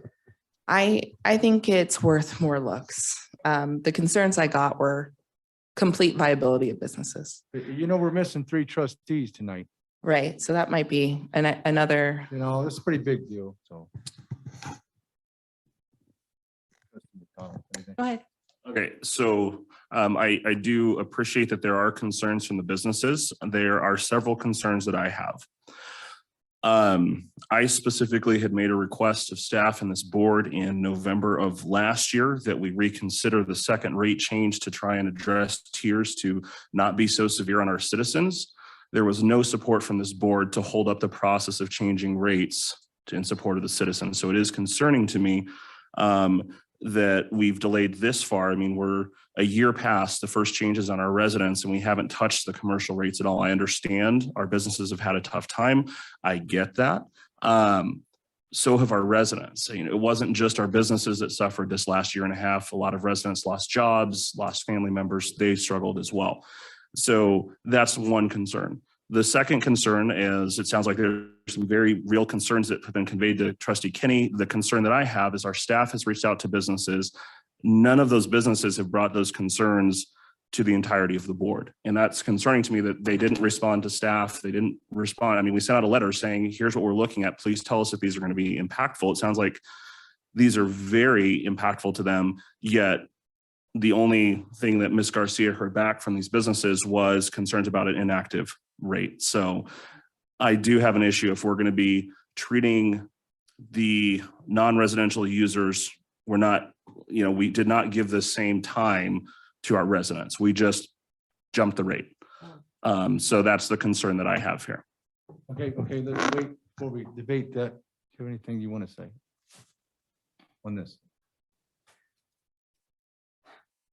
Well, my argument regarding rate increases at all from the very beginning was a comprehensive, all-around, holistic view of rate increases and communicating that plan and executing those increases all at one time so that we weren't continuing over and over and over again to painstakingly put our residents and our business owners through these continuing discussions of rate increases. So I understand both arguments. I have a couple of quick questions. So relative to Trustee Kinney's position of the impacts that it's going to have on businesses in such a short period of time, I think that we should consider opening up grants similar to what we've done for our residents to help balance out that impact to them during a transition period. I don't think it's completely fair to put the entire burden of those increases on the businesses and not give them the same opportunities that we've given the residents. So if we're going to do something for one group of citizens, we need to make sure that we're trying to do that for the entire group of citizens. So I guess I would support Mayor Hammond's statement of the board this evening tabling this decision until we have a complete board, because it is a very important decision. And also that'll give maybe staff the opportunity to consider maybe some of those options if the board is open to considering a grant opportunity for our businesses like we've done for our residents. I think that might provide some middle ground for both sides. Okay, let me throw a comment out there. I appreciate Trustee Gator's comments and also Trustee Kane. I think that should be the businesses should be brought in just like the residents. Okay, they've been given feedback. They should be afforded grants and whatever else we're afforded. I think we all should be in the boat together. You know, I really do. I have a business in town. We got the notice, and we're moving along with it. All right, so I mean, I think most people will acclimate, especially businesses as well. There will be some impacts, but I do believe this is we put a lot of time into residences and the changes, studies and everything. We should probably do it again one more time with our people. We don't have a full board. We've got some, you know, intelligent people that are missing as well that have good input. And we probably should give them the opportunity to come back. It's an important thing for people. And we're a little short here tonight. So I'm in favor of tabling this and coming back. Well, Mayor Hammond, would you entertain a motion to table the discussion until the next regular scheduled board meeting?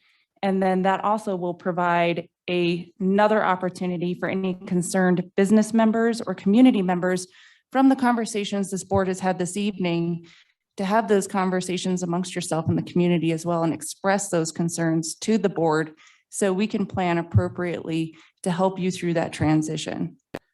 Yes, I would entertain that motion. Right, I have a couple comments. Go ahead. We made an agreement through this board that community engagement happens in lots of ways. Some of it happens through public comment and meetings. Some of it happens through, in my case, I'm a member of many organizations and I rely on those to get a lot of comment and perspective from our residents. And then a lot of it's face-to-face, whether it's Trustee Gator's online forum that he does weekly. Everybody does it differently. Certain members of our community are more comfortable talking to certain people. Certain members of our community are more comfortable providing feedback in a way that others aren't. So not all public comment, for example, from every citizen goes through staff. Let's make that very clear. So the expectation shouldn't be, why didn't they talk to the town? I mean, that's what we do. That's our purpose, right? They talked to me and then I came here and I told you what they said. So let's not discount that, because I'm not going to discount if you say a citizen told me that this is their livelihood and what's important to them. I'm not going to say wrong. They didn't tell enough people. Okay. They told me, and that's why I'm here. So let's not discount. We made an agreement that regardless of how we engage the community, it's not better one way or the other. Every single way is important. So I don't like that conversation we just had. Okay. So I would encourage the community to reach out in the best way that they feel is the best for their business, livelihood, their family, whatever they need to be supported. And I will not discourage them to force them to do it a certain way and method and know how. They can do it any way they want. And I will represent anybody who wants to talk to me and that I encourage them to speak to me. So I want to make sure that's super clear, because I'll continue doing what I'm doing. Well, and I I'm gonna bring hope those that that voices. wasn't the message that, I don't think that was. I was using those as examples, but Yeah. I do I- believe that I just making the wanna make that decision super tonight clear.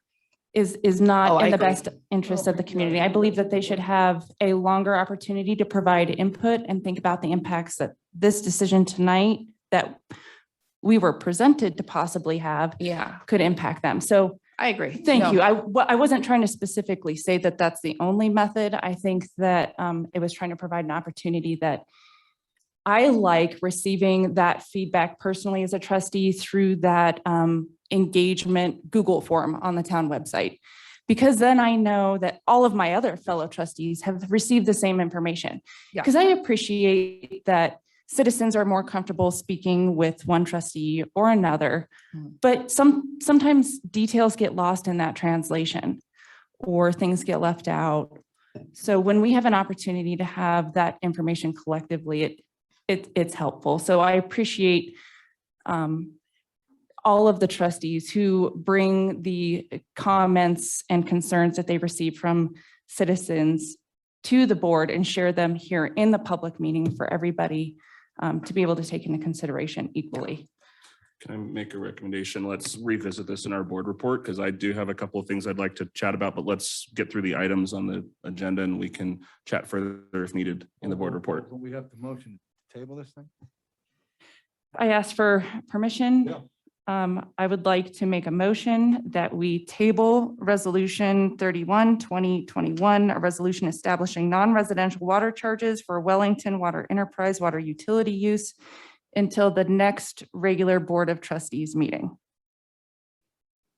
Second?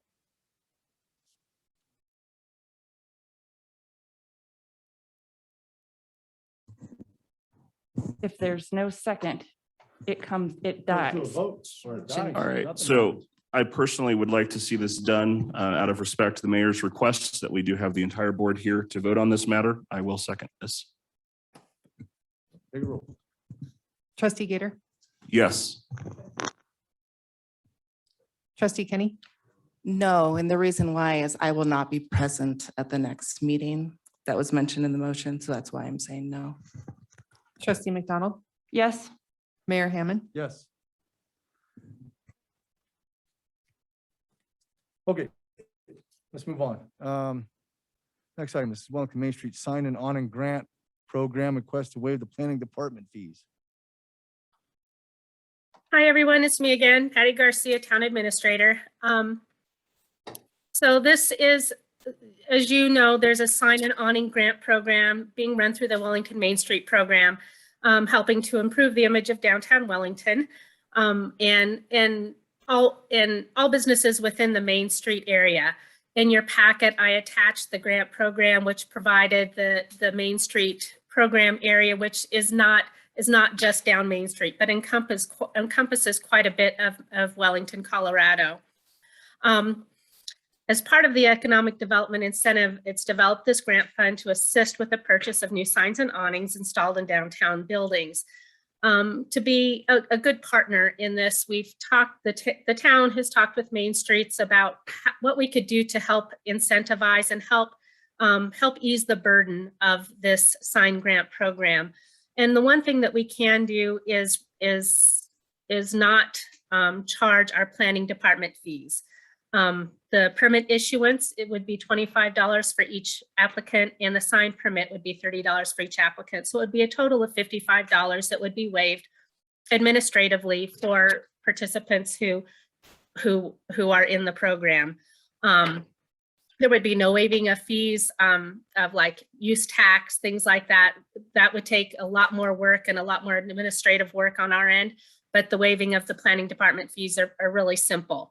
And we felt like that would be an opportunity for us to partner with the program, help the businesses that are participating, and just be a good neighbor. This would not be something that would come before you for each grant.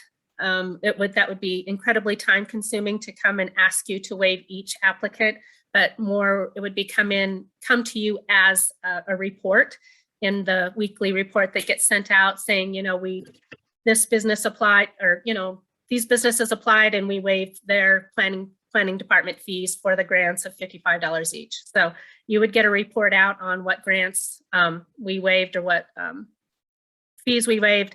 And we just felt like it would be the right thing to do.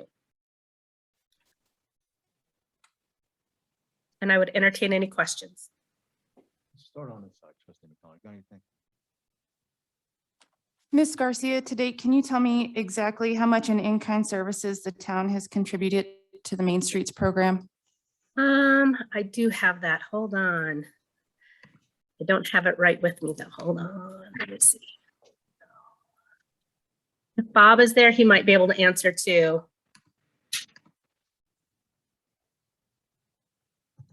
He He's sent looking it. on the computer. I know we're both looking on our computers. He sent it to me not too long ago. Well, my follow-up question is have we afforded that same allowance to other organizations in the community up to that same dollar amount? Not that I know of, Trustee McDonald. I don't know of any other organizations that have asked or that we partner with that would require that or need it. But I'd welcome any thoughts on that. To be honest, the only one that I know of that we've worked with in this respect has been Main Streets. Okay, And I just want to make sure that we remember to provide the same opportunity to other organizations and not just one. Absolutely, they and I ask. agree, and I agree. It looks like we're around 23,000 for in-kind services for the year for Main Streets, and that's something that we will really track next year. This year we kind of did an estimate end of year based on a request for me to. I wanted to know where we were, and that's kind of twofold. Is one, wanting to make sure that Main Streets is taken care of financially. I mean, they do provide a great service to the town of Wellington. And if they don't know how much we're actually paying out to help them, they don't know what to ask for, or, how their board needs to work, or, what their budget really needs to look like. So until we start providing that information to them, it's kind of an unknown number. And then another part for us is to show what we are providing in extra services to the community. We want to help, we want to partner. And like you said, we want to make sure that we are equitable with other organizations that ask or request for help. And if there's other organizations in our community that need help and assistance with, putting up fencing for an event and things like that, then, we'll start tracking that as well. Thank you. You bet. No additional questions. Yeah, some of those in-kind services that we're talking about are the same kind of services for any kind of events in the town of Wellington that would be utilizing public parks. So like CAC, American Legion for their beer garden, those kind of things. So even though we're talking about in-kind services for Main Street, it's usually those associated with community events. And from my perspective of what I'm aware of, just because of my involvement with volunteering with the Main Street program, I did want to point that out. The other thing I wanted to note too is this isn't necessarily a dollar amount that's being provided to Main Street. It's being provided to the recipients of grants, which are our actual Main Street businesses. So this is no money being waived for Main Streets. No. This is money being waived for applications for signs by the downtown businesses, who are then also receiving money from Main Streets. So none of the money is going to Main Streets. Main Street. It would be fees waived to our downtown businesses, not to We're Main all, Street. we're all just pass-throughs. Yeah. We're all just So- pass-throughs, and we wanted to partner in helping and providing that. So if you were to fee kind of waiver. break it down, it's 50-50, right? Mhm. 50-50, and I'm probably gonna have a bunch of questions for Callie. So Main Streets is offering that match to the contribution from the business for that improvement. And then their ask here is that then we're not charging them fees to implement those improvements. So I just want to make that really clear. This money isn't necessarily being waived for Main Streets. It's being waived for those folks who are getting new signs, who are improving their properties for those businesses. And as always, I have to remind us and our entire community that Main Streets is a gem that our town has above and beyond many Main Street programs and other communities. This program gives back and provides opportunities to our businesses, community, through events, arts, business viability, everything like that. They're extremely, extremely valuable. So I think when there's an opportunity to say, hey, we're helping these businesses, would you like to as well? I would say a thumbs up there. So especially as a part of a big project where they're trying to improve the visuals on multiple downtown businesses. So I'm completely 100% in favor of this. And I appreciate, of course, all the efforts of planning and approval of all these sign and awnings and the work that has to go into that and any work associated with that. So I appreciate all the staff time and assistance on this as well. So I think this is a great idea, and I think I'm 100% in support of waiving the town fees. I did have a question that actually is specific to this. I had a conversation, I'm drawing a blank on the name of the company, Design Impact or something, or sign company here. They help a lot of the businesses do the signs. And he had mentioned that something he started to see is that the town planning staff has been requiring professionally engineered drawings for like simple overhead signs. And the concern with, and I don't know if that's, someone can speak to that, because obviously those are thousands of dollars versus $30. So I don't know if that's a grant requirement or if that's something the town is adding in. I don't know if anyone can speak to that, because that would be a far larger requirement than the $50 we're talking about waiving here. Trustee Gator, I think, sorry, Callie Cooper, Executive Director of the Main Street Program. I think what you're referring to is they are requesting some structural engineering to be done for signs that protrude from the building. So a blade sign that comes out onto the sidewalk, and that's for safety purposes for people walking down the sidewalk, so that we know that it can take wind load and all of those things. Signs that are actually on the building themselves would not necessarily require that. We also take a look at the historic nature of the building to make sure that any signs that are affixed to the buildings don't impact historic structures. So is that a requirement the town of Wellington has put in place? Is that a Main Street requirement for their grant, or? Go ahead and finish your question. Well, I just, whose requirement is that, that for the blade signs? 'Cause that was what they said, a blade sign, that they were requiring the professionally engineered drawings, which I don't know. Is that in our code? Well, just to kind of backtrack a little bit, and this is Cody Bird, Planning Director, and I oversee the building department. I appreciate Callie Cooper mentioning her comments, and part of the sign program that Main Streets is driving encourages that type of blade or projecting type of sign. It's kind of a design aesthetic, which is great. I think it's a great fit for our downtown character from a planning standpoint. The concern that is coming up from time to time on these, and it's not every sign, but it's certain signs. When you're putting a projecting sign out from the wall like that, the concern that the building department has is what is it being attached to? We've got a lot of these older buildings, existing buildings, and we don't know what's behind those walls. There's no way to know what's behind those walls without opening them, and we don't want to tear a facade off of a business just to figure out what's behind it.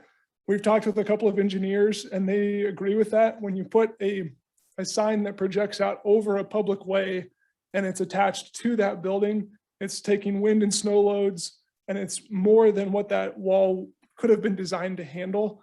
They want specific engineering for that to make sure that what is being proposed has the proper attachment method and can be supported by that wall. So it's not every sign, but it's certain signs, and we'll do that on a case-by-case basis where it's needed. Okay, and that's according to our town code then, that requires that professionally engineered designs? Yes, it's part of the building code. It would be similar to a manufacturer's specifications. So if you could just email me those specific codes that address that, I can pass those on to the citizen or the business that was concerned about that. We've spoken with the business owner. Great, so if from you could pass Dynamic those to me, Images. so I have them as well. We'll provide information. Thank you, I appreciate it. Okay, can I ask a question if you don't mind? Please. All right, so apparently you've secured a $12,000 grant and you're gonna go partner up with businesses downtown in the Main Street and do something with that and all their signs. We have fundraised for a $12,000 grant Okay. that will act as a 50-50 grant opportunity, 50-50 match, grant opportunity for businesses covering up to $1,000 per project. Right, and you're administering that. That is correct. We are administering That's that. got nothing to do with us here. Correct. And what you're asking us is $55. That's what we're talking about, right? For the businesses. Yes, $55, that fee to be waived for the businesses that I'd are like to applying go for a back grant. to what Trustee McDonald said. I mean, why wouldn't we want to wait? What if someone else around town has a business on Main Street wants to do that? We would waive it for them too. But we may not be able to have a matching grant for you because you're not in this program, but if they wanted to change their sign, I would think we would offer it to them too. It's definitely worth the ask for sure. Yeah. I'd hear it. You know, I mean, I don't think that's unfair to do that just for a segregated group. In my opinion, not that anybody's asking, but if they wanted to, and obviously we're not doing the grant program that you've got going on. That's different. And I like it and I'm glad, but I mean, wouldn't we, it's kind of how I think, well, if we're going to do it for these guys, we should probably do it for everybody. You might have to change their awnings or signs. We've got awnings and signs over there in my business district over there that people might want to change or upgrade and might want to give a $55 waiver fee on that. I don't know. I mean, is that out of line, Patty, or what? I don't know. I'd really have to think about it and see how we could take care of it. I've thought about it. You brought it up to me last week, and I thought about it a little bit, and I'm just not quite sure. I mean, there's a reason why somebody is in the Main Street, in the Main Street program, that's a designated area. Similar to like a downtown development authority where, the ability for them to be part of like a facade improvement program is only for those businesses in that area. I'm going to have to do a little more research and think about it a little bit more. So. Okay. Yeah, I'll have to think about it. I'll get back with you on that. I agree. I like us to be equitable and include everybody, but sometimes that's not how it works, but let's see what we can do. Okay. Well, then, An opportunity to encourage people to make their businesses look better is exciting. But it's not something we can also spring on Patty and say that that's something we can implement right away. So I think that might be worth another look, and we should definitely look at that. so But maybe outside of this specific you want to do another one? Is that item. What we're saying? Yeah. You know, I am completely in support of this program and what they're trying to achieve. The concern I was trying to raise was relative to a comment trustee Gator made in our last regular board meeting relative to just being aware of the programs that we're investing in. And we haven't really kept track of that, you know, in the past. And a couple of groups like the Eagles After Hours program has evolved and changed, and the Boys and Girls Club has asked for additional assistance. So as a board, as we have talked about in our last board retreat meeting, having an allotment that we dole out annually for these kinds of programs, just making sure that we don't, when we make these decisions moving forward in the future, that we don't put all of our eggs in one basket, that we try and make sure we reserve some of those later on in the year for other programs. Does Main Street need a facelift? For sure. I totally applaud everything that Callie is doing. Like, this is no easy feat, working with the business owners on Main Street to get this project off the ground and completed in its entirety. It's something that several people have tried to accomplish over the last 10 or 15 years. So hats off, standing applause, total kudos. I support this program 100%. I was just trying to bring that specific concern to the attention of the board. So I apologize for not communicating that very clearly. And, you know, Mayor Hammond, relative to your suggestion about waiving building code review fees, you know, I think it would be, I don't think it's unreasonable if we would consider that just for sign improvements.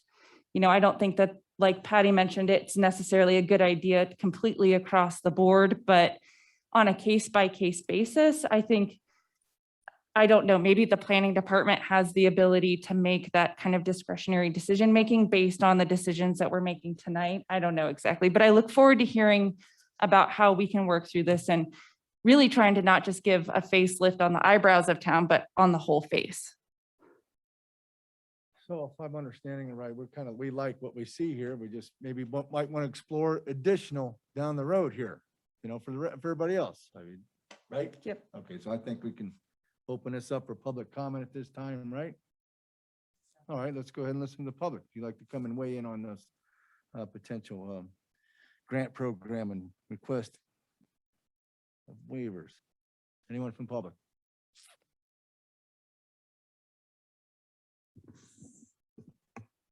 Okay, let's bring it back to our board.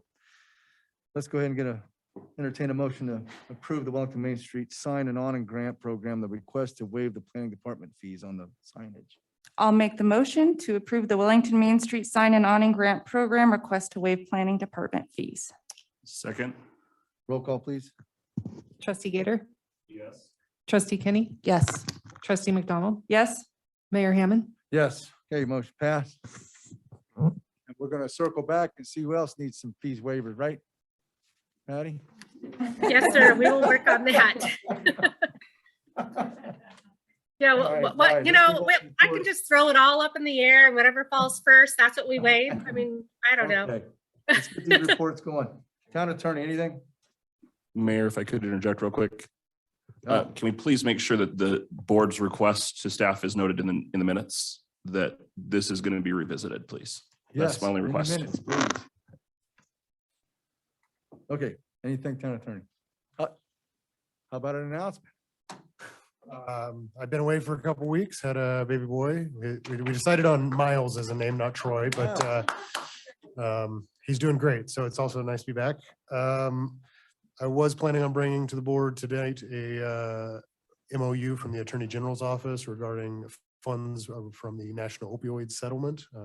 But that'll be coming at the next meeting. So Okay. I'll provide more information there. But if you've seen anything out there that the deadline was November 5th for that, that was more of a loose guideline, not a hard deadline. So I'll be coming back on November 9th with more information about opioids and Good otherwise I have enough. no updates. Thank you, sir. Congratulations. Town administrator, she gone? You want to circle back on yours another time? Are you done? No, I'm good. No, this will be just a short one. I just wanted to ask, I know you voted to bring back the non-residential rates to the next meeting, and I know Trustee Kinney will not be there. And I just haven't had over the past couple weeks, a chance to really do any personal outreach to the businesses due to budget and things like that. But if you all were willing to extend that time to maybe the first meeting in December, that would give me some time to work with the chamber and Main Streets and maybe do some personal outreach and bring back something a little more solid with business feedback. And Trustee Kinney will be there for that meeting as well. It sounded like you felt it was important that you had a full board for that discussion. And I don't see anybody else being gone on that first meeting in December. So I think we would have a full board, assuming everybody is well and healthy. So just a thought, I wanted to get your feedback on that. Ms. Zucker, who seconded that motion? Was it you, Trustee Gator? Yes, that was me. I am comfortable amending the motion if Trustee Gator is comfortable with the amended motion. And I apologize, Trustee Kinney, for not being sensitive to your schedule. Yes,